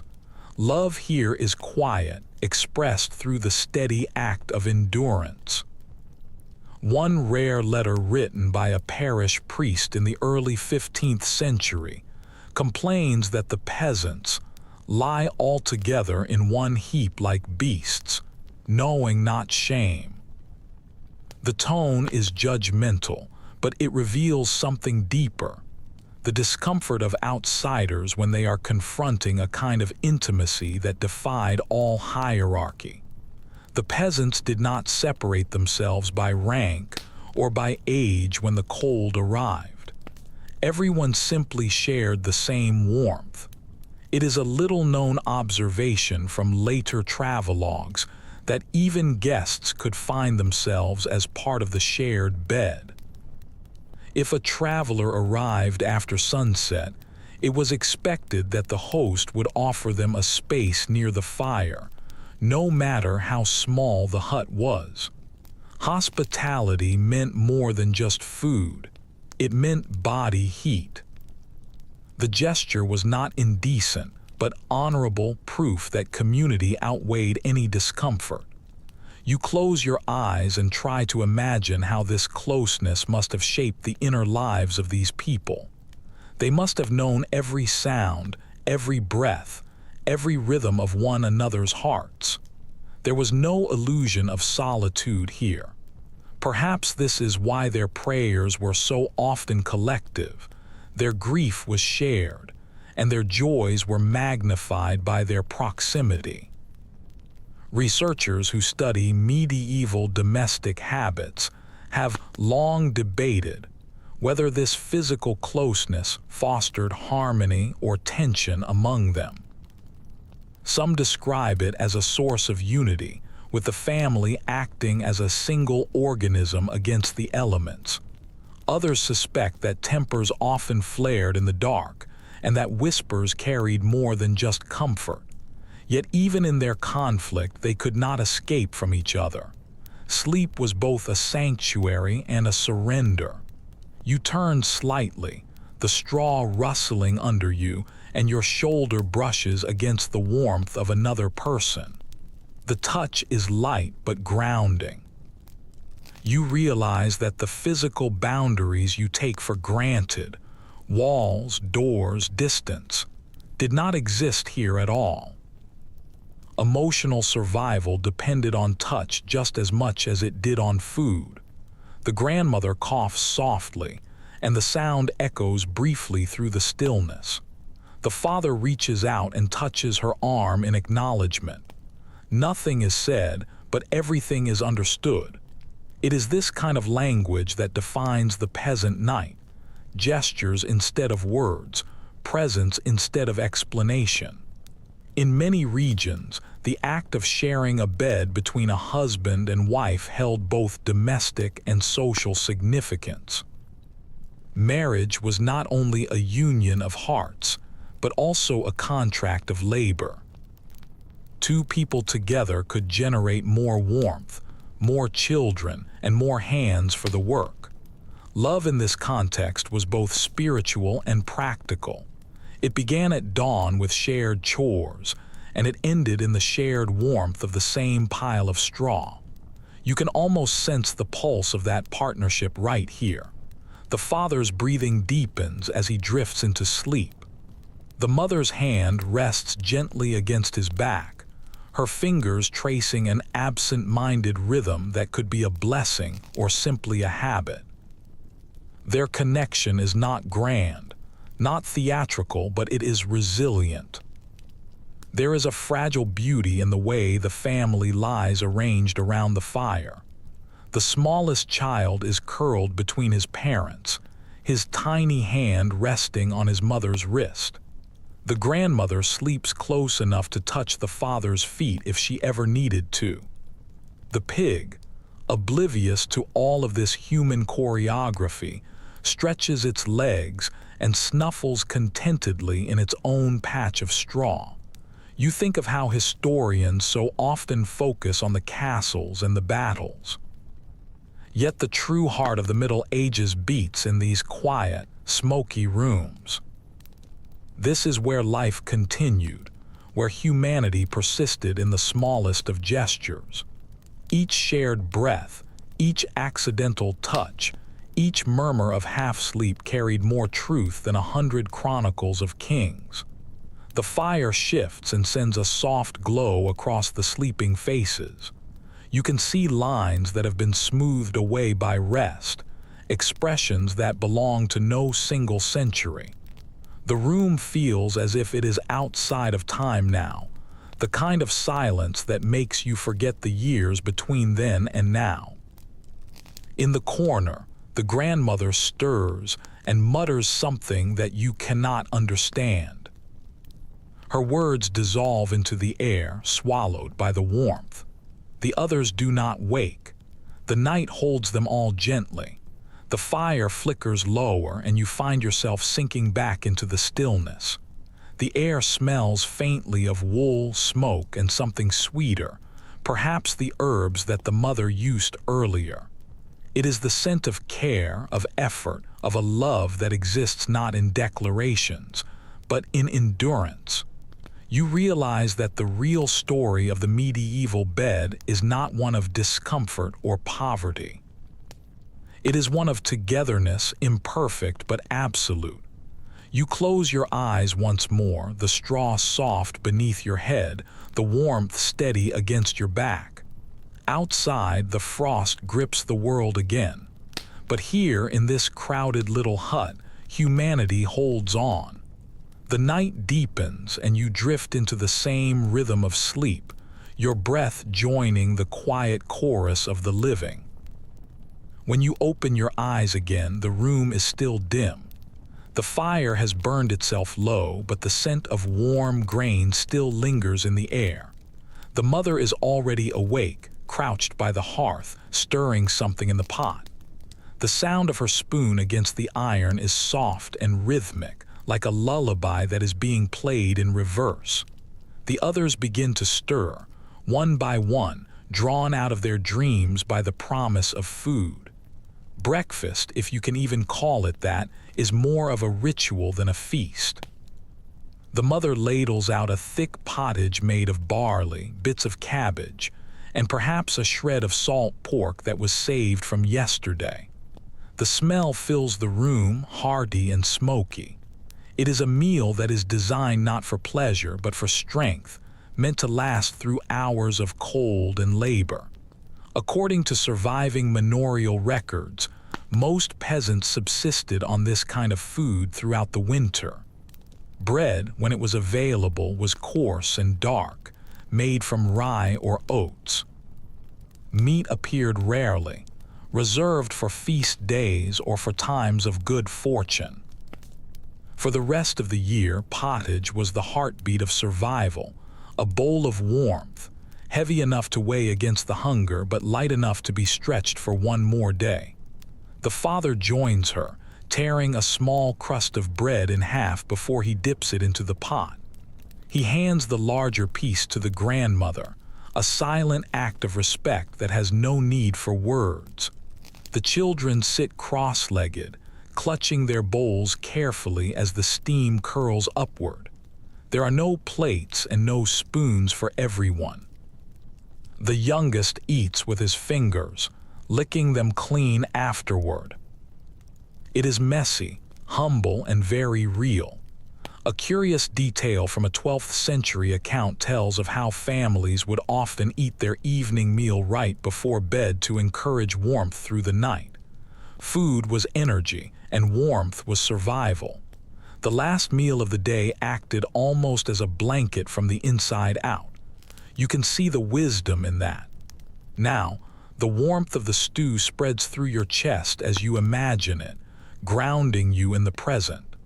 The mother sprinkles something from a small cloth pouch into the pot. It smells faintly sharp, like onions or leeks.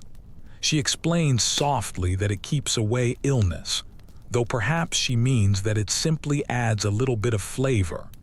The knowledge of what herbs heal and which ones can harm is passed down here from mother to daughter, as precious as land or tools. Archaeologists have found the remnants of such herbs charred at the bottom of old clay pots, proof that even the poorest of homes carried their own traces of care. To eat was not just to feed the body, but also to sustain memory. Recipes, though they were unwritten, lived on in gestures and in habits. You can imagine how each movement of her hand echoes centuries of women who came before her, stirring the same mixture in the same dim light. The father leans back after finishing his portion, his face softening with satisfaction. He sighs quietly, the sound almost reverent. You can sense that in this hut, a full stomach is a form of grace. The children chatter softly, comparing who got more grain in their bowl. Their laughter is a fragile kind of music that cuts right through the cold. Scholars studying peasant nutrition often debate whether these meals provided enough to truly sustain life through the hard winters. Some argue that the steady diet of grains and vegetables offered more balance than one might assume. Others claim that it was barely sufficient, leaving their bodies thin and fragile. The truth probably lies somewhere in between, not abundance but just enough. You glance around the small room. The fire glows brighter now, the pot nearly empty. The mother wipes the ladle clean with a scrap of linen, then sets it aside. The family lingers for a while, not rushing toward the day. Outside, a pale light seeps through the cracks, and you can hear the faint sound of footsteps in the snow as the other villagers begin to move about. The grandmother leans forward, muttering a short blessing over the empty bowls. It is not a grand prayer, just a few words of thanks for warmth and for food. Gratitude seems to live here in every small act, unspoken but constant. The father nods, the mother smiles faintly, and the children imitate the gesture without understanding its true depth. In one collection of rural sayings, there is a line that reads, "A meal shared before sleep is a fortress against the cold." The phrase feels poetic, but it is also entirely practical. To eat together is to build more than just warmth. It is to rebuild connection at the end of each day. Every bowl of stew, every crust of bread, every quiet moment of satisfaction binds the family together again after the long hours of labor and survival. You can feel that sense of restoration now, subtle but very real. The air hums with comfort rather than with fear. The mother stands, stretching her arms. The father pokes the fire gently, coaxing another brief flare of light. The children yawn, their eyes already heavy once more. In this world, night and day blur into one long cycle of work and rest, of hunger and relief. As they settle back toward their beds, the room dims again. The smell of grain lingers, earthy and familiar. The last few sparks in the hearth dance lazily, painting brief golden arcs across the walls. You can almost hear the silence deepen around you, the warmth sinking back into bodies that know it will not last forever but cherish it anyway. This is not a feast of luxury or plenty. It is a feast of endurance. Each spoonful carries the taste of persistence. Each shared glance holds the quiet understanding that they will do it all again tomorrow. And as you lie back on the straw, the warmth of that simple meal seems to settle in your very bones. Outside, Frost is forming again, crawling across the roof like lace. Inside, the family drifts back into sleep, their stomachs full, their bodies calm, their world reduced to the small miracle of survival. Sometime in the deep of the night, you wake up again. The air has cooled, though not bitterly so, and the fire is glowing faintly under its shroud of ash. The room feels quiet but not lifeless. The family is sleeping soundly, yet you notice a shift in the rhythm of their breathing. It is not the slow, unbroken tide of earlier. Instead, it rises and falls in patterns, as if the night itself is breathing right along with them. You lie still, your eyes open, and you realize that this is the in-between time, a pause that exists within sleep. Peasants of the Middle Ages would often wake up naturally in the middle of the night before returning to their rest. Historians call it segmented sleep, but to those who lived it, it was simply the order of things. The darkness was just too long to pass in one single stretch. The body obeyed its own quiet rhythm. You can almost feel that rhythm now.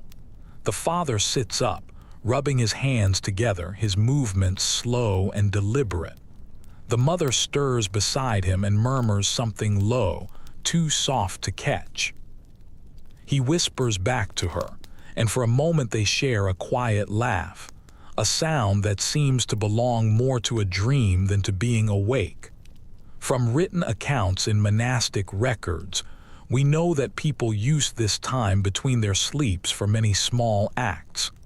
They would pray, whisper to each other, tend to the fire, or simply reflect in the silence. Some even rose to step outside and look up at the stars, the night being too vast to simply ignore.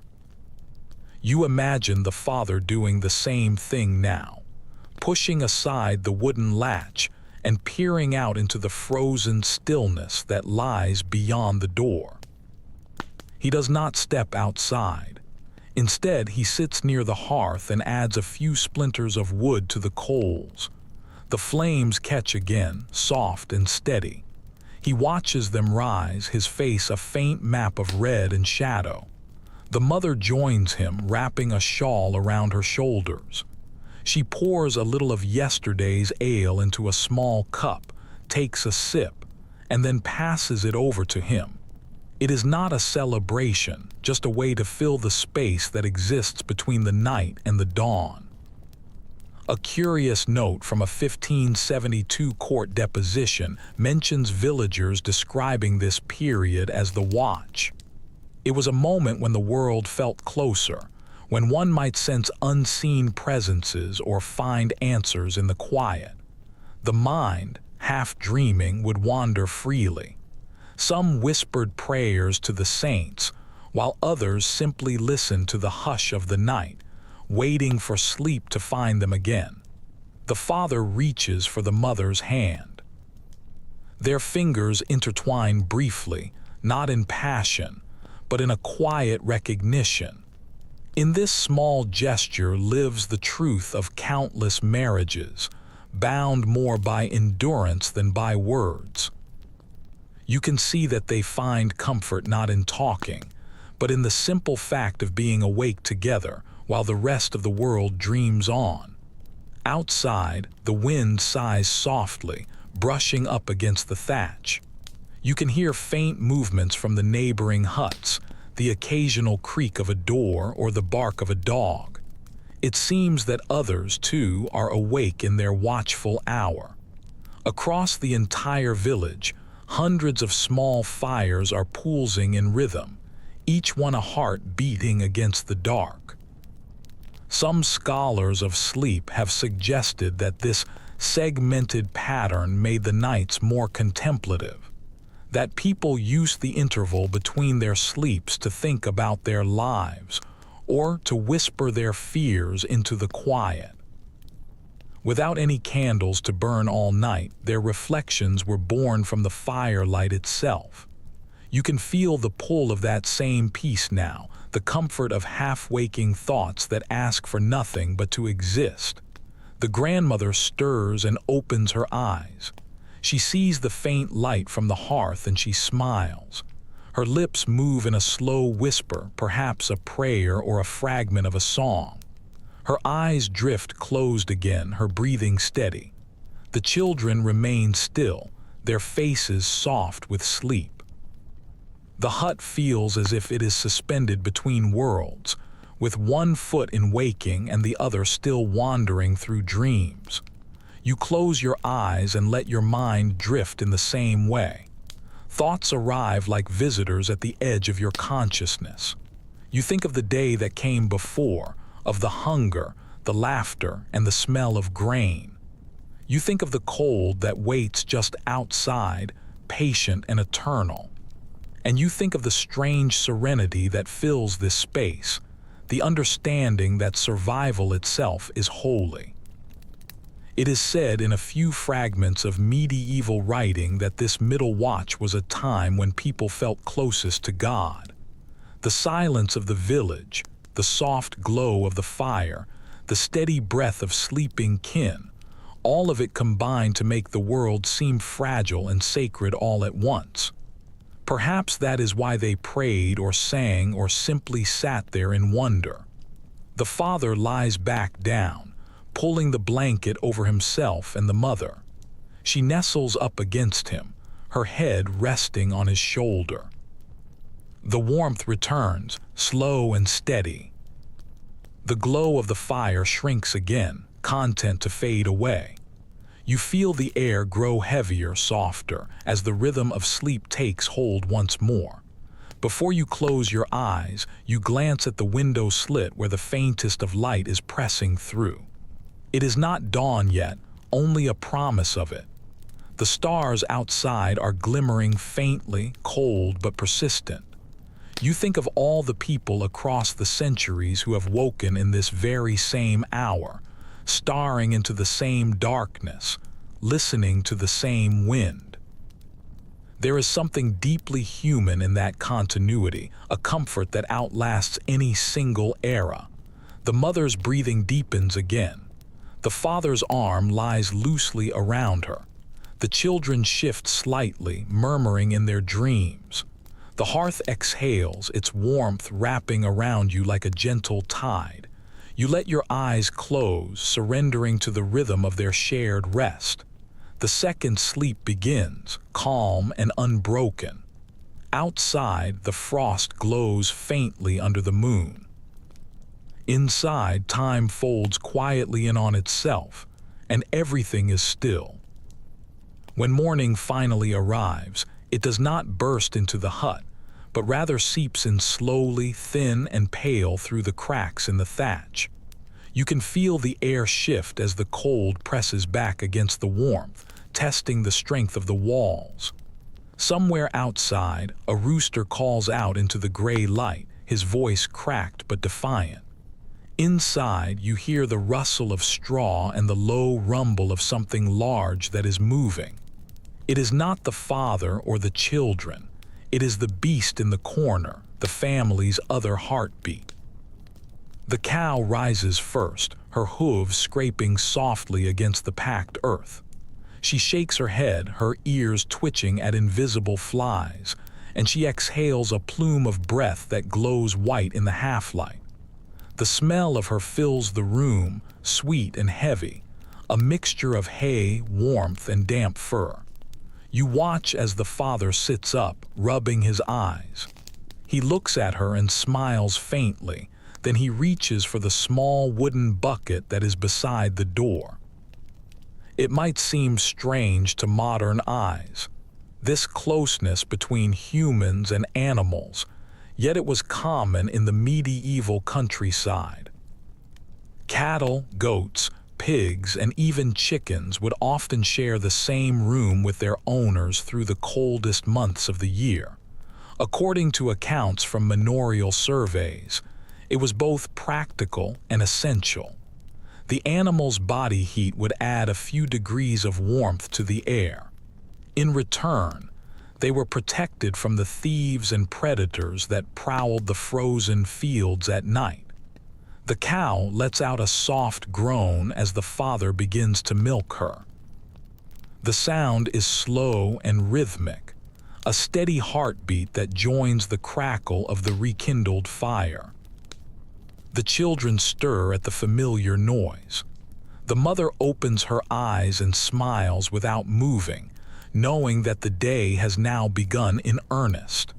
There is a curious reference in an old agricultural manual that describes this morning routine as a hymn of gratitude.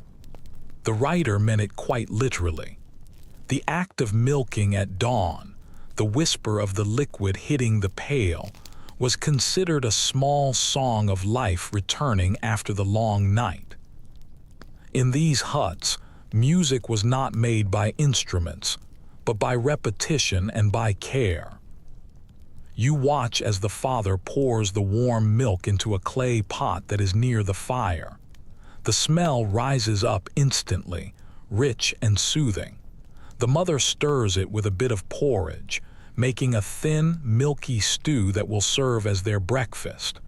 The children gather around eagerly, their faces brightened by the simple sight of something hot to eat. The grandmother sits up, her hands clasped, murmuring something that sounds like thanks. It is strange how easily you begin to accept the presence of the animals here. The cow, patient and calm, seems to radiate a sense of peace. The pig at the far end snuffles and grunts softly, rearranging its straw bed before it settles down again. Even the hens, tucked away in a small crate by the door, are clucking quietly, as if they are acknowledging the start of another day. Life moves together, one slow rhythm that binds all of them. A traveler's diary from the early 15th century describes how the smell of the animals in the peasant huts shocked outsiders. He called it a living stew of breath and dung. Yet for those who lived it, that scent meant safety and warmth. It was the smell of survival itself. To them, the beasts were their companions through the long siege of winter. You can imagine the nights when the family would whisper stories beside the animals, their words mingling with the sounds of chewing and breathing. In some folk traditions, people believed that their beasts could understand them. Cows, in particular, were thought to possess a quiet wisdom, their calm eyes holding the secrets of the natural world. The grandmother glances at the cow now, as though she is greeting an old friend. Her lips move with a simple phrase, "Thank you for the warmth." Researchers studying medieval domestic spaces have noted how blurred the line between human and animal life truly was. There was no clear division, no notion of indoors and outdoors as separate realms. The hut was a shared shelter, a world where survival completely erased all boundaries. The presence of the animals brought comfort, but it was also a reminder of their vulnerability. They depended on each other, and both would perish if that balance ever failed. The father finishes his work and wipes his hands on his tunic. The cow lowers her head again, returning to her half-sleep. The children eat quickly, their laughter filling the air. The mother hums softly as she collects the empty bowls, her voice blending with the crackle of the fire and the steady breathing of the animals. It feels as though the entire hut has awakened as one single being, a single heartbeat pulsing through the wood, the straw, and the flesh. There is an old superstition from some Scandinavian villages that says, if you thank your animals aloud, they will remember your kindness and they will guard your dreams. You can almost believe it now. The air feels gentler, the sound softer. The cow shifts her weight, her tail flicking just once, and then she stills again. The father sits by the door, lacing up his boots with slow care. He glances back at the family and the animals before he steps outside. A rush of cold air enters briefly, sharp and bright. He pulls his cloak tighter around him and disappears into the morning frost. The door closes and the small room seems to exhale. The grandmother leans toward the fire, her hands spread out over the faint heat. The mother wipes the milk pot clean, setting it aside for later. The pig rolls over in its straw, content for a moment. You simply listen. Every sound seems to belong: the quiet breath of the beasts, the whisper of fabric, the tiny pop of wood in the fire. The harmony is accidental, but it is perfect. You realize now that the family's bond with their animals is not one of sentiment, but of survival that is dressed in gentleness. Warmth, milk, food, and life all flow in a circle that needs no words. The medieval hut is not only a house, it is an ecosystem of endurance. You lie back once more, the smell of hay and smoke wrapping around you like a blanket. The cow shifts again, and the sound feels like a lullaby. The warmth she gives off reaches all the way down to your toes. Outside, the snow is falling softly, blanketing the fields in a white silence. Inside, the hut glows with its own quiet light, a living heartbeat against the cold. The day outside disappears into dusk before you even notice it. The faint light through the thatch fades into a silver, and a wind begins to rise up from the fields. Inside, the family has gathered close once again, not yet ready for sleep, but unwilling to face the chill. The father is mending a leather strap by the hearth, his hands steady despite the dimness. The mother hums as she spins wool into thread, her rhythm matching the slow hiss of the fire. The grandmother whispers a prayer that drifts and then dissolves into the air. It is in these quiet hours, when the world has retreated into its own silence, that the knock sometimes comes. A faint, uncertain sound on the wooden door, barely any louder than the wind. The dog raises its head first, its tail twitching, but it is not barking. The father looks toward the door, his expression careful. Another knock follows, slower this time. The mother sets down her spindle and she waits. In the winter, such a sound could mean anything at all. A neighbor in need, a traveler who is lost, or something less explainable. Fear is instinctive, but hospitality is a duty. He rises, takes a breath, and unlatches the door. Cold air rushes in, sharp and full of snow. In its wake stands a figure wrapped in a rough cloak, their face hidden beneath a hood. Visitors after dark are rare in these frozen months. According to village customs recorded in court rolls, no one travels by choice once the sun has set in the winter. To arrive at another's door at night is to confess your own desperation. The father gestures for the stranger to come inside. The figure hesitates, then steps inside, stamping the snow from his boots. His breath billows white in the dim air. The firelight catches his face, rough with frost and fatigue.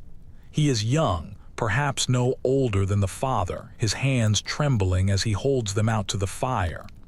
The mother silently pours a little broth into a wooden bowl and she sets it before him. He eats slowly, murmuring his thanks between each spoonful. The children watch from the corner, wide-eyed but quiet.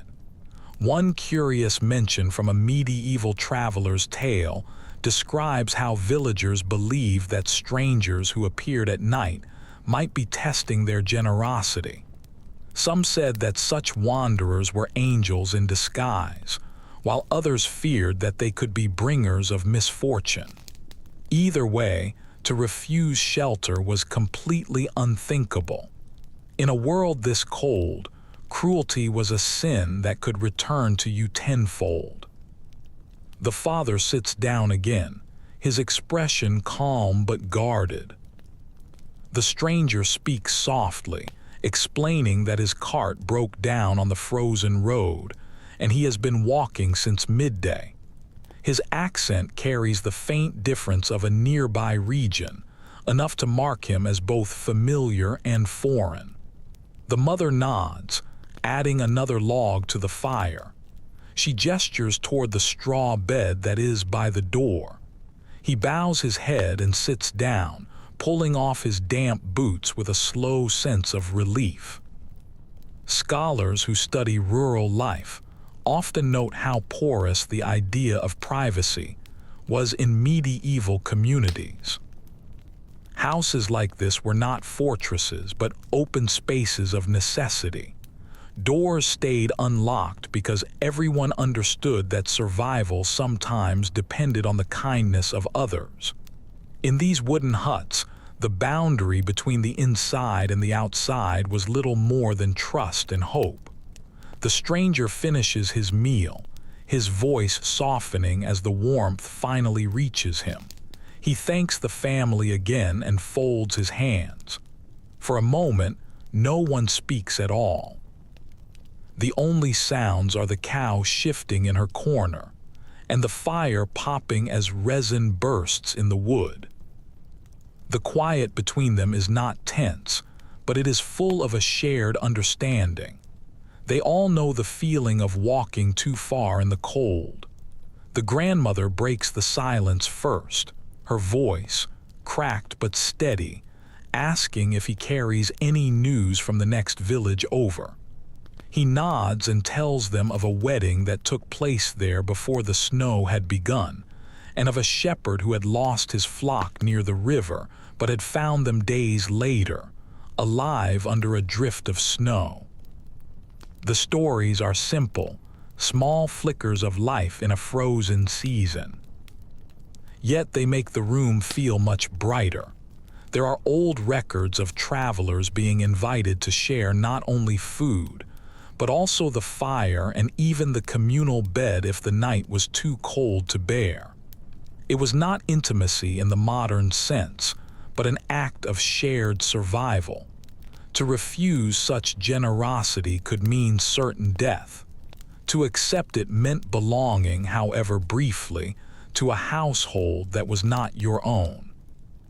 The mother spreads an extra layer of straw near the door, and the stranger lies down gratefully, pulling his cloak tight around him.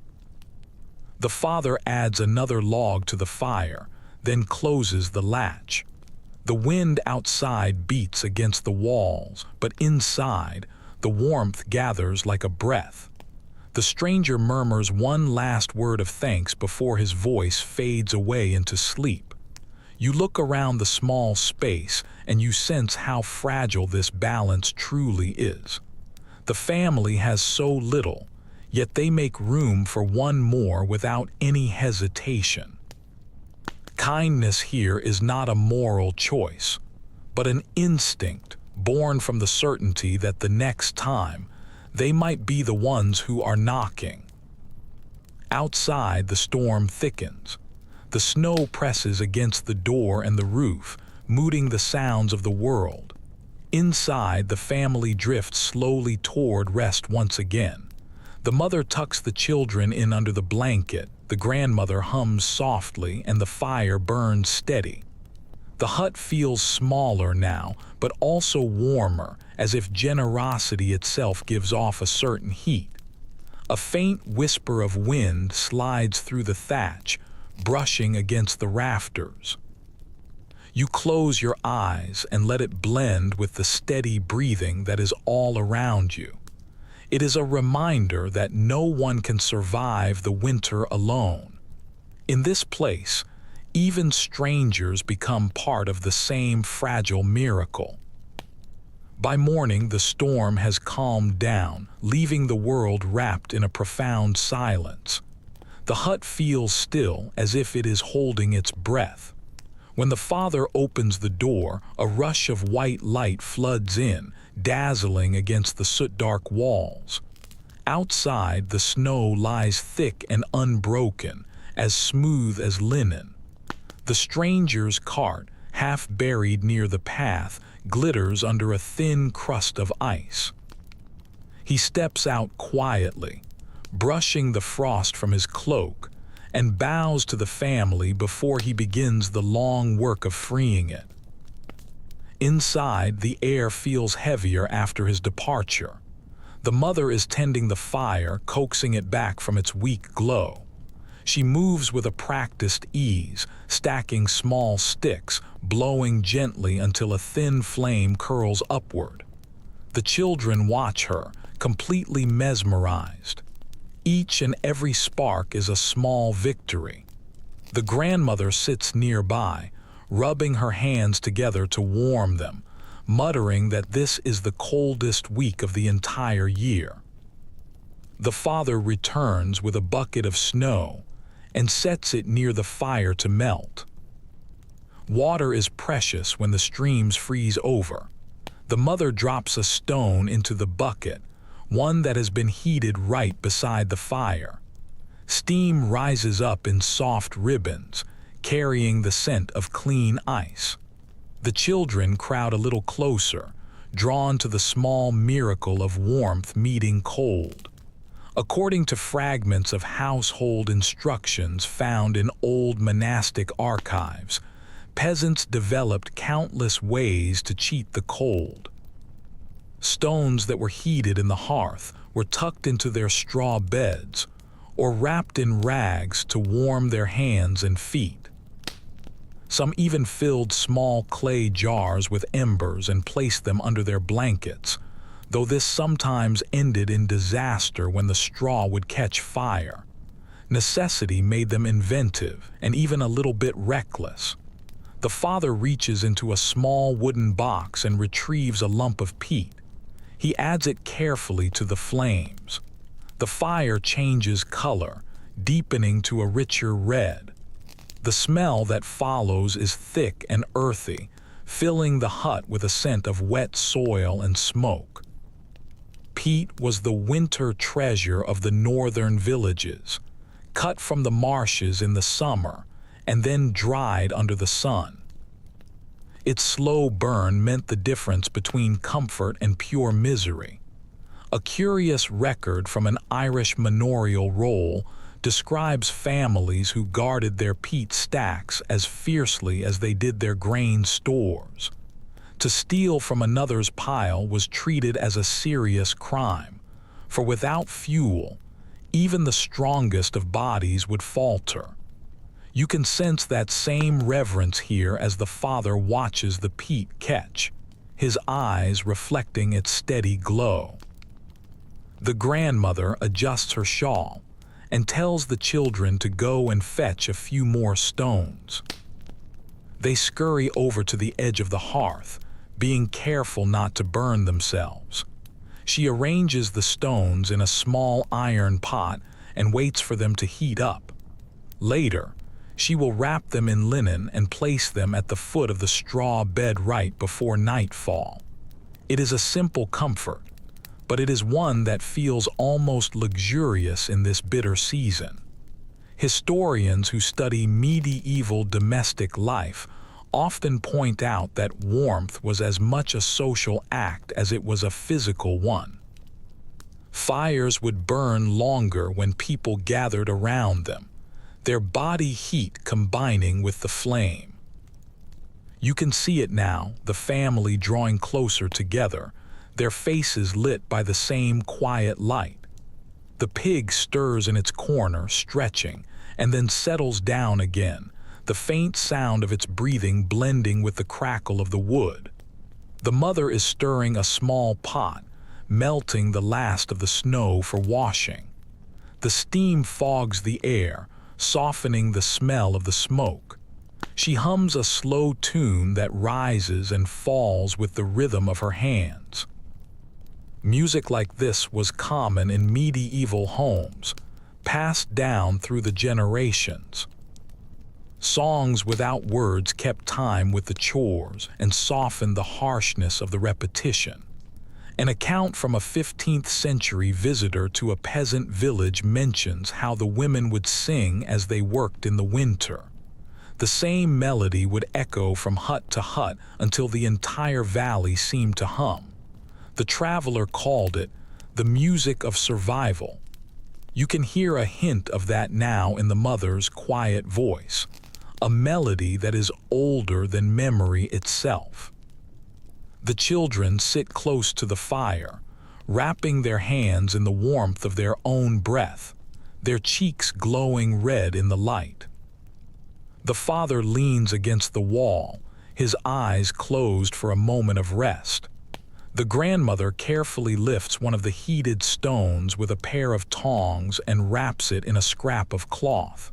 She presses it into the children's hands. They giggle at the shock of the heat, and then they clutch it gratefully. The sound of their laughter feels like sunlight breaking through the clouds.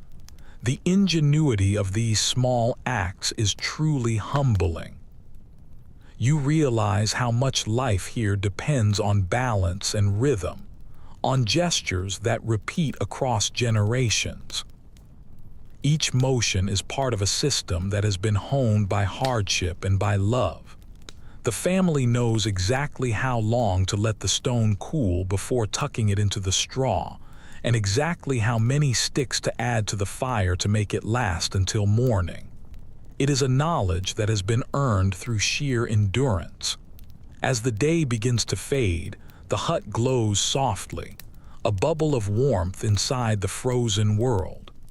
Outside, the stranger's cart creaks free from the snow, and his figure vanishes down the road.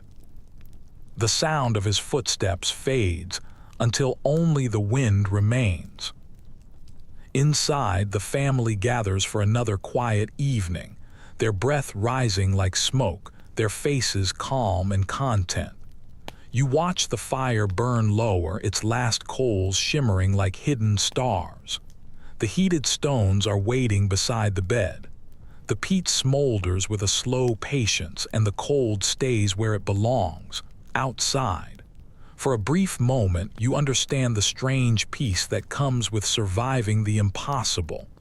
In this hut, warmth is not a given thing, but a triumph that is renewed each and every night.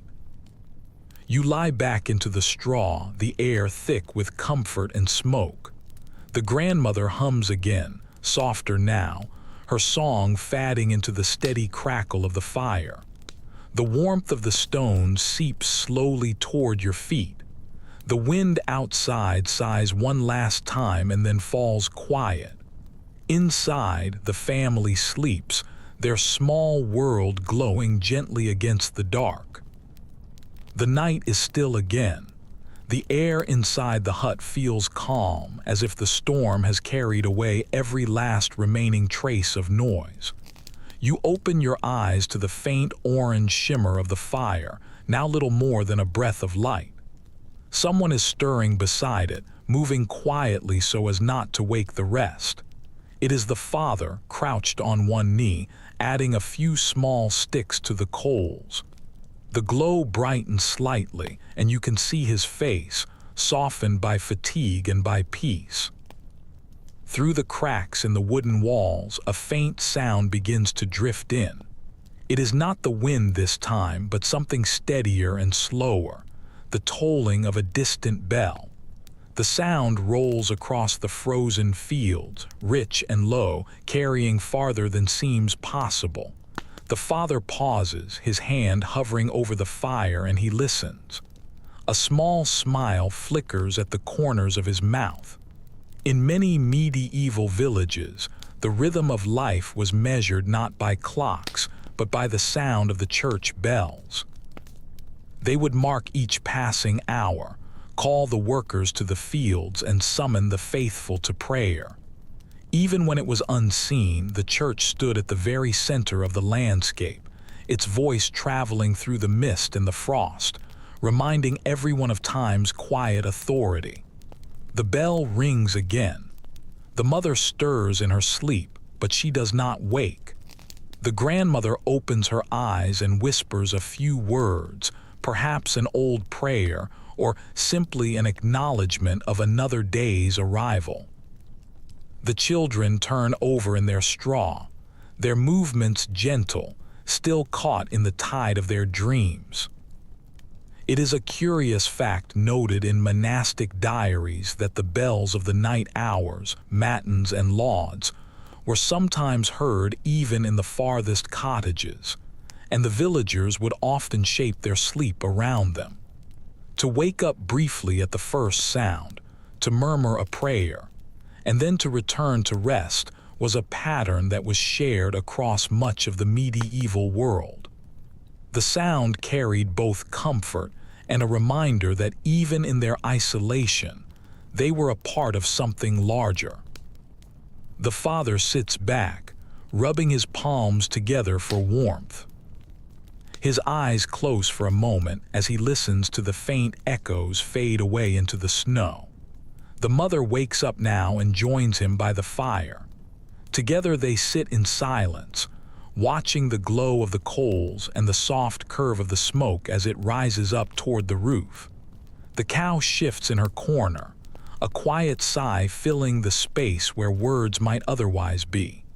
A small parchment from a Benedictine chronicle mentioned that the faithful believed the bells could protect a village from evil spirits during the long winters. The vibration of their sound was thought to break the hold of the darkness, keeping unseen things at bay. Whether or not that was ever true, you can certainly feel the comfort of it here. The bells draw invisible lines across the night, connecting the hut to the church, the family to their faith, and one heart to another's heartbeat. The mother reaches for her spindle and begins to spin wool by the fading firelight. The sound is faint, a gentle whirring that fills the silence. She hums as she works, her voice soft but steady, carrying the melody of the bell's echo. The father leans against the wall, his eyes half closed, listening. The world outside remains frozen, yet inside the warmth spreads again, quiet and sure. In some accounts from rural priests, it is said that villagers would time their prayers to the sound of these bells, even when they were too far away to actually hear them. Habit became faith, and faith became a rhythm. You can sense that in the hut now, where every movement, the feeding of the fire, the soft hum of a song, the slow breathing of sleep, feels like its own kind of devotion. The grandmother sits up slowly, her shawl slipping from her shoulders. Her hands tremble as she traces the sign of the cross in the air, her lips moving in a silent blessing over her family. She does this every single morning, not as a ritual, but as an instinct. For her, survival itself is prayer enough. You can almost feel the connection stretching outward from this small wooden room into the larger world. Somewhere beyond the snow, another family hears the same bell and murmurs the same words. Across the valleys and the frozen rivers, the sound unites them all in an invisible fellowship. The idea is simple but profound. Each small hut becomes part of one immense breath, a collective endurance that is carried by faith and by habit. The mother finishes her spinning and sets the spindle aside. She leans her head briefly on the father's shoulder. The gesture is wordless, but it is full of peace. The fire flickers, the smoke drifts upward, and for a moment everything feels perfectly still. You can almost hear the quiet hum of the earth as it turns beneath the snow. Historians of medieval spirituality often describe this time of night as a border between the sacred and the ordinary. The world holds its breath, balanced between labor and rest, sound and silence, faith and survival. You can sense that here. The bells have faded now, but their echo remains, hanging like a light in the air. The father rises at last and adjusts the blanket over the sleeping children. The mother stirs the fire one last time, covering it gently with ash to keep it smoldering until dawn. Then they lie down again, their hands still faintly warm from tending the flame. Outside, the snow glows faintly under a thin moon. The distant church is invisible, yet its presence still lingers in the rhythm of the night. Inside, the family sleeps again, wrapped in both warmth and memory. The bell will sound once more before the sunrise, and when it does, the world will answer as it always has, with breath and with gratitude. You sleep for a while, but the night has not finished telling its stories. A sound draws you awake, faint but distinct, like wood shifting under pressure. The air feels different now. The fire has died down to a whisper of orange, and the cold is pressing closer to the floor. Even in this warmth, you can sense a change, something that is older than the weather itself. The grandmother stirs first. Her eyes open, bright in the dim light, and she whispers a word that might be a prayer or a warning. In medieval winters, the darkness carried its own language. People believed that the night was alive, not just with wind or with wolves, but with unseen beings that slipped between the cracks and the shadows. They gave them names that would change from one valley to another. Some were protectors, while others were blamed for every knock and every draft. A man might swear that he heard the devil in the chimney, while a woman might say that she saw a soul wandering outside her door. These beliefs were not madness. They were meaning that was built from fear. According to notes from a 15th century parish record, villagers would often hang iron keys or small crosses above the hearth to guard the household through the night. The fire was sacred, a boundary that no spirit could cross. You look at the family now and you notice a small bundle of twigs that is tied with string, hanging from the beam right above the fire. It sways slightly in the draft. It might be rosemary or perhaps rowan. Either way, it serves the very same purpose: protection through symbolism. The wind scratches against the roof, and a handful of snow sifts down from the thatch. The cow shifts her weight uneasily, snorting once before she settles down again. The grandmother murmurs to her softly, calling her by her name. Her voice seems to calm both the animal and the air.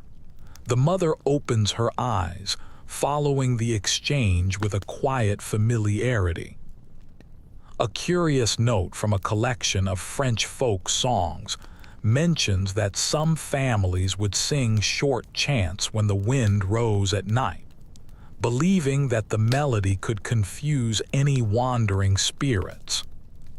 The songs were never long, just patterns of sound that were passed down like recipes. The grandmother hums one now, a low tune that wavers like smoke, both steady and fragile. The others listen, even in their sleep. The fire flickers as if it is responding to her. A tiny spark jumps and then it fades. The shadows shift across the walls, taking on strange shapes.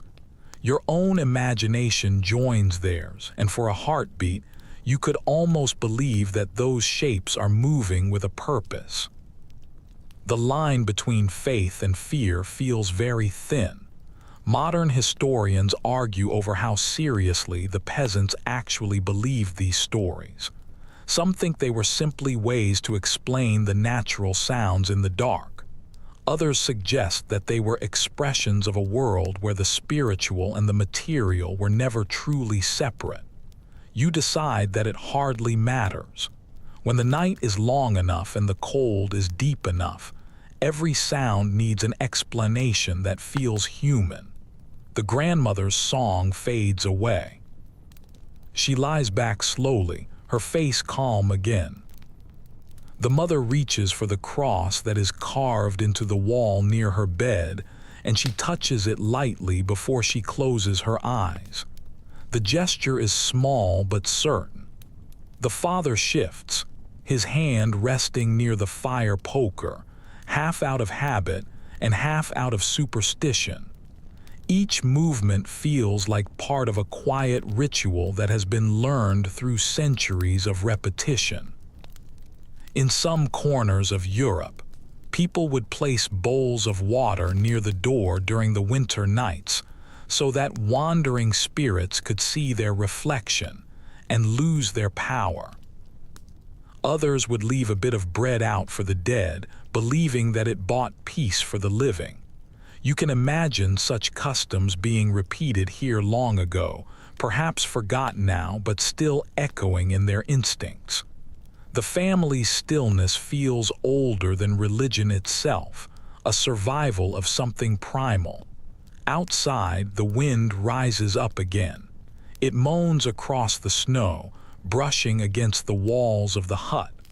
The sound is both mournful and soothing. The pig grunts softly, the cow's tail flicks, and the grandmother opens one eye, whispering again. This time, the sound she makes is not a word, but a sigh, an offering to the quiet. A flicker of light catches on the beam that is above the hearth. The small bundle of herbs twists gently in the draft. The fire stirs as if it is an answer, its last embers glowing brighter for a heartbeat before they fade again. It feels as though the hut itself is breathing, aware of the old song and the watchers that are within. You can almost taste the mixture of smoke and cold on your tongue, the flavor of fear that has turned into reverence. It is strange how safety in this world depends not only on walls and warmth, but also on belief. Each superstition, each charm, each whispered blessing builds another layer of defense against the unseen. You lie back slowly, feeling the straw shift beneath you. Your body remembers the chill, but your mind lingers on the story that is being carried by the wind. The grandmother's breathing evens out. The mother's hand rests still against the cross, and the father's eyes close again. The hut falls silent once more, but the quiet feels deeper now, as if something has been acknowledged and soothed. Outside, the snow glows faintly under the moon. The wind moves through the trees, gentler now, its voice lower, almost kind. The world feels enormous and close at the very same time, and you understand why people once filled that space with spirits and with songs. It is not foolishness. It is a way to make peace with the dark. The fire gives one last sigh, a puff of smoke rising up before the final ember fades away. You close your eyes and let the stillness return. The hut feels safe again, protected by habit, by faith, and by the quiet endurance of those who are within. Sleep settles like snow, slow and complete.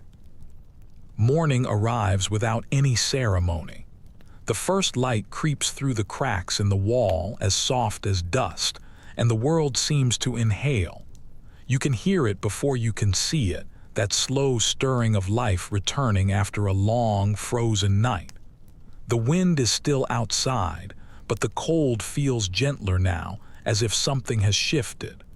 The fire is only a pile of gray ash, but its faint warmth still clings to the air like a memory that refuses to leave. The father is already awake. He sits by the door, tightening the cord around his boots, his breath rising up in thin white clouds. The mother is kneeling beside the hearth, sweeping away the ashes and feeding the first new twigs to the coals. You can smell the smoke again, the scent sharp and promising. The children are murmuring softly, half asleep, their cheeks pink with the ghost of warmth that is still lingering in the straw. When she opens the door, the mother freezes for a moment. The world outside is blindingly bright. Overnight, the snow has hardened into a perfect crust, glittering under a weak but genuine sun. The air smells cleaner now, the sharp scent of the frost having been replaced by something crisp and new. The father steps outside and looks toward the horizon.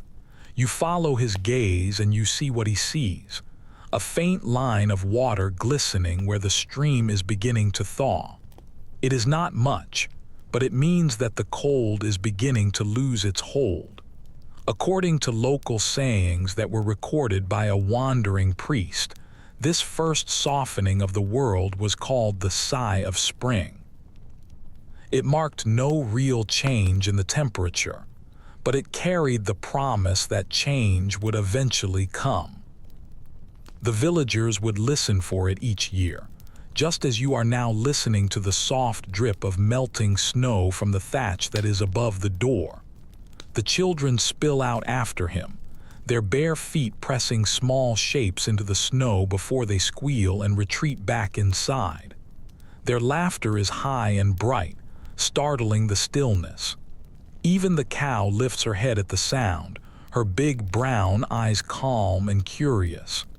The mother smiles faintly, shaking her head, but the warmth in her expression is unmistakable. A curious entry in an old manorial record describes how peasants would celebrate the first thaw with small rituals of gratitude. They might pour milk on the doorstep, or leave a crust of bread in the field for the birds.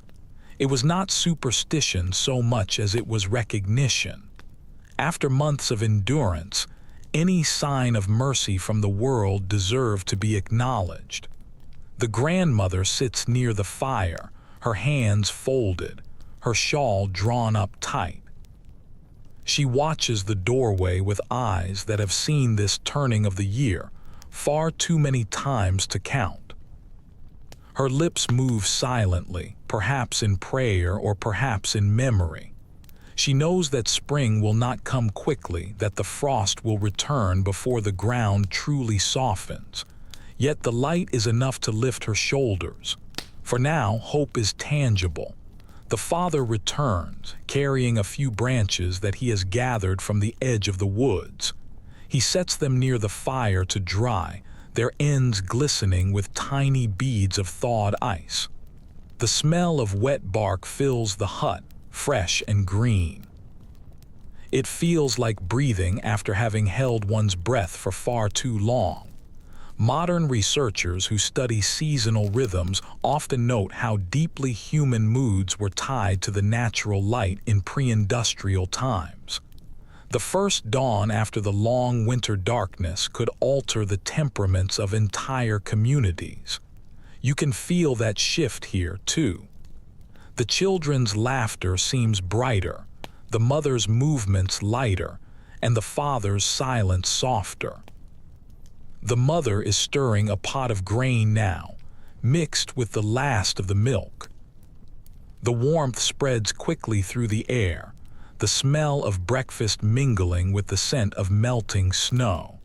She sets the bowls in front of each child, and their chatter fills the room once again. The father eats quietly, glancing at the open door as the sunlight spills across the floor. The grandmother takes her portion last, as always, murmuring her thanks before she lifts her spoon. You sit with them, feeling the gentle hum of contentment that follows the first real light of the season. The world outside may still be frozen, but here inside, something has begun to loosen. The room smells less of smoke and more of the earth. The air carries the faint promise of green things that are hidden beneath the snow. It is a small miracle, this slow awakening. Each year it repeats, and each time it feels brand new. You can almost sense the ancestors of these peasants breathing the same sigh of relief centuries before, just as others will do for centuries after. The details may change, but the feeling remains. The first light of the thaw is not only a season, it is a lesson in endurance. The father steps outside again and turns his face toward the pale sun. The light hits him like a blessing and a memory combined. Behind him, the children are chasing each other through the doorway, squealing with laughter as they scatter snow into the air. Their footprints will have vanished by the evening, but for now, they mark the proof of life returned. Inside, the grandmother begins to hum a melody that you have heard before, something she sang to calm the wind. It sounds different now, softer, lighter, less about protection and more about gratitude. The mother joins her quietly as she stirs the pot. The sound fills the small space, a gentle echo of the bells that you heard days ago. The hut is still worn and smoky, but it no longer feels like a prison of survival. It feels like a heartbeat returning to its natural rhythm. Outside, the snow is melting one drop at a time, tiny diamonds falling from the roof. Inside, the family finishes their meal in a peaceful silence. The fire hums again, steady and confident. You close your eyes for a moment, feeling the warmth of the room seep into your skin. When you open them again, the sun is higher and the air seems to glow. The season is changing slowly but surely. The cold is retreating step by patient step, and hope, as small as it is, sits right beside the fire waiting to grow. By the next morning, the light feels even stronger. The air that slips through the cracks no longer bites, but just brushes against you. A few drops of melted snow are falling from the roof, tapping the earth in small rhythms like a hesitant song. The fire is burning steadily again, and its smoke drifts upward in a smooth column, calm and blue. The family moves slowly, the way that people do when their bodies begin to trust in warmth again. The father steps outside first. His boots sink less deeply into the snow than they did before. The crust that once resisted every footstep has softened, and the ground gives way slightly, as if it is remembering its purpose.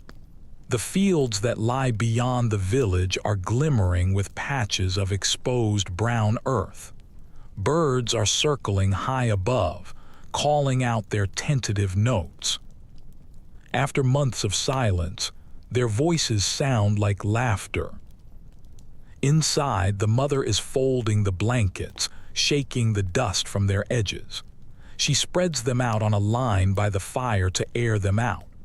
The smell that fills the room is strong and familiar, the scent of wool, smoke, and earth. The grandmother sits nearby, her eyes half closed, murmuring something that sounds like a hymn. Her hands are moving slowly, smoothing the wrinkles in her shawl. Every gesture is patient, as though she knows that the season will not rush. A handful of historical letters written by traveling monks describe this very moment of the year, when the frost weakens and life edges its way back toward the surface. They called it the long sleep's awakening. The phrase fits perfectly. The people, the land, even the air seem to be stretching, yawning after the heavy weight of the cold months. The children are already outside. Their laughter rings through the morning, the sound clear and bright. They are chasing the dog in circles and scooping up handfuls of melting snow to toss into the air. The father watches them with a faint smile before he bends down to scrape the frost from the bucket that is by the door. He dips it into the thawed stream and brings back water that glitters like glass. The first fresh water of spring is a gift that is worth pausing for. The mother pours it into the pot, mixing it with the last handful of barley. The stew will taste no different than it did before, but something about it feels completely renewed. The family sits together, the steam rising from their bowls, and for a moment the silence between them feels full instead of empty. A curious tradition that was noted in an old chronicle tells that villagers once greeted this first thaw with a feast of whatever remained from their winter stores. It was both a celebration and a surrender, a way of saying to the earth, "We have survived." The peasants in this hut do not have a feast, but you can sense the very same gratitude in every glance, in every quiet breath. The father finishes his bowl and wipes his hands. He looks around the hut, studying the soot-streaked walls and the patched roof. There is work to be done and plenty of it, but he does not rush to begin. The mother catches his gaze and she nods once. Between them passes a language that is older than words, the understanding that survival itself is enough for this one morning. The grandmother begins to hum again, the same tune that she sang during the coldest nights, though now it sounds softer, slower, like a song that is being laid to rest. The firelight touches her face, and for an instant she seems both ancient and young. The children sit at her feet, listening without really understanding, and then one of them begins to hum along. The room fills with a melody of life continuing on, quietly, almost shyly, into another season. Historians often write of empires and of kings, but these are the victories that last much longer. The sound of a family breathing in rhythm, the fire catching after a night of smoke, the faint green promise that lies beneath the snow. The people who lived in these huts left behind no grand monuments, yet the trace of their lives remains in every field that is still plowed, in every cottage hearth that burns on in their memory. The father steps outside again, shading his eyes. The sunlight touches his face fully now, and he stands still, letting it warm him. The air smells of wet wood and of thawing earth. In the distance, a church bell rings just once, soft and round, a sound without any command. It feels less like an order than it does a greeting. The mother follows him out, her shawl pulled up close around her. The children run ahead to the stream, shouting with delight as their fingers trail in the cold water. The grandmother stays inside, sitting by the fire. She watches them through the doorway and she smiles faintly. You can see in her face the deep knowledge that this moment is fleeting, but it is precious. Winter will come again, but so will the spring, and so will life. You linger in the doorway, the cold air brushing against your skin, and you breathe deeply. The smell of thawed soil and smoke mingles with the clean scent of the snow. The sounds of the family blend with the faint hum of the wind, forming a harmony so ordinary that it feels holy. The mother calls the children back inside. The father closes the door behind them. The fire glows once more, not with urgency, but with a simple steadiness. It no longer needs to battle against the dark. It only needs to keep them company. The grandmother hums her final note and rests her hands on her knees. Outside, the light climbs higher, golden now instead of gray. The long sleep of winter is truly coming to an end. Inside, the warmth lingers, and the small hut, worn and smoky, feels like a promise that has been kept. You stay for a little while longer in that quiet, letting your thoughts settle the way that snow does after a storm. The hut grows dim again as the fire sinks low, its glow as soft as a breath. The sounds of the family fade, replaced by the hush of the evening that is returning. Every sound seems slower now, every motion gentler. You can almost feel the warmth seep from your imagination into your very bones. Picture yourself lying back on that straw bed, the faint smell of wood smoke still in the air. The walls are rough, but they hold the night at bay. Outside, the wind sighs softly, brushing against the thatch like a lullaby. The cow shifts one more time, a small thud of reassurance in the dark. You think of everything that this family has endured, and you realize that their peace is not built on comfort, but on continuity. Each winter comes and goes, each season repeating its own lessons. Survival, gratitude, hope, they are all part of the same story.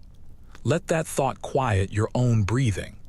The world outside your own window may be brighter, louder, and more certain, but the heart of that small wooden hut remains somewhere deep inside of you.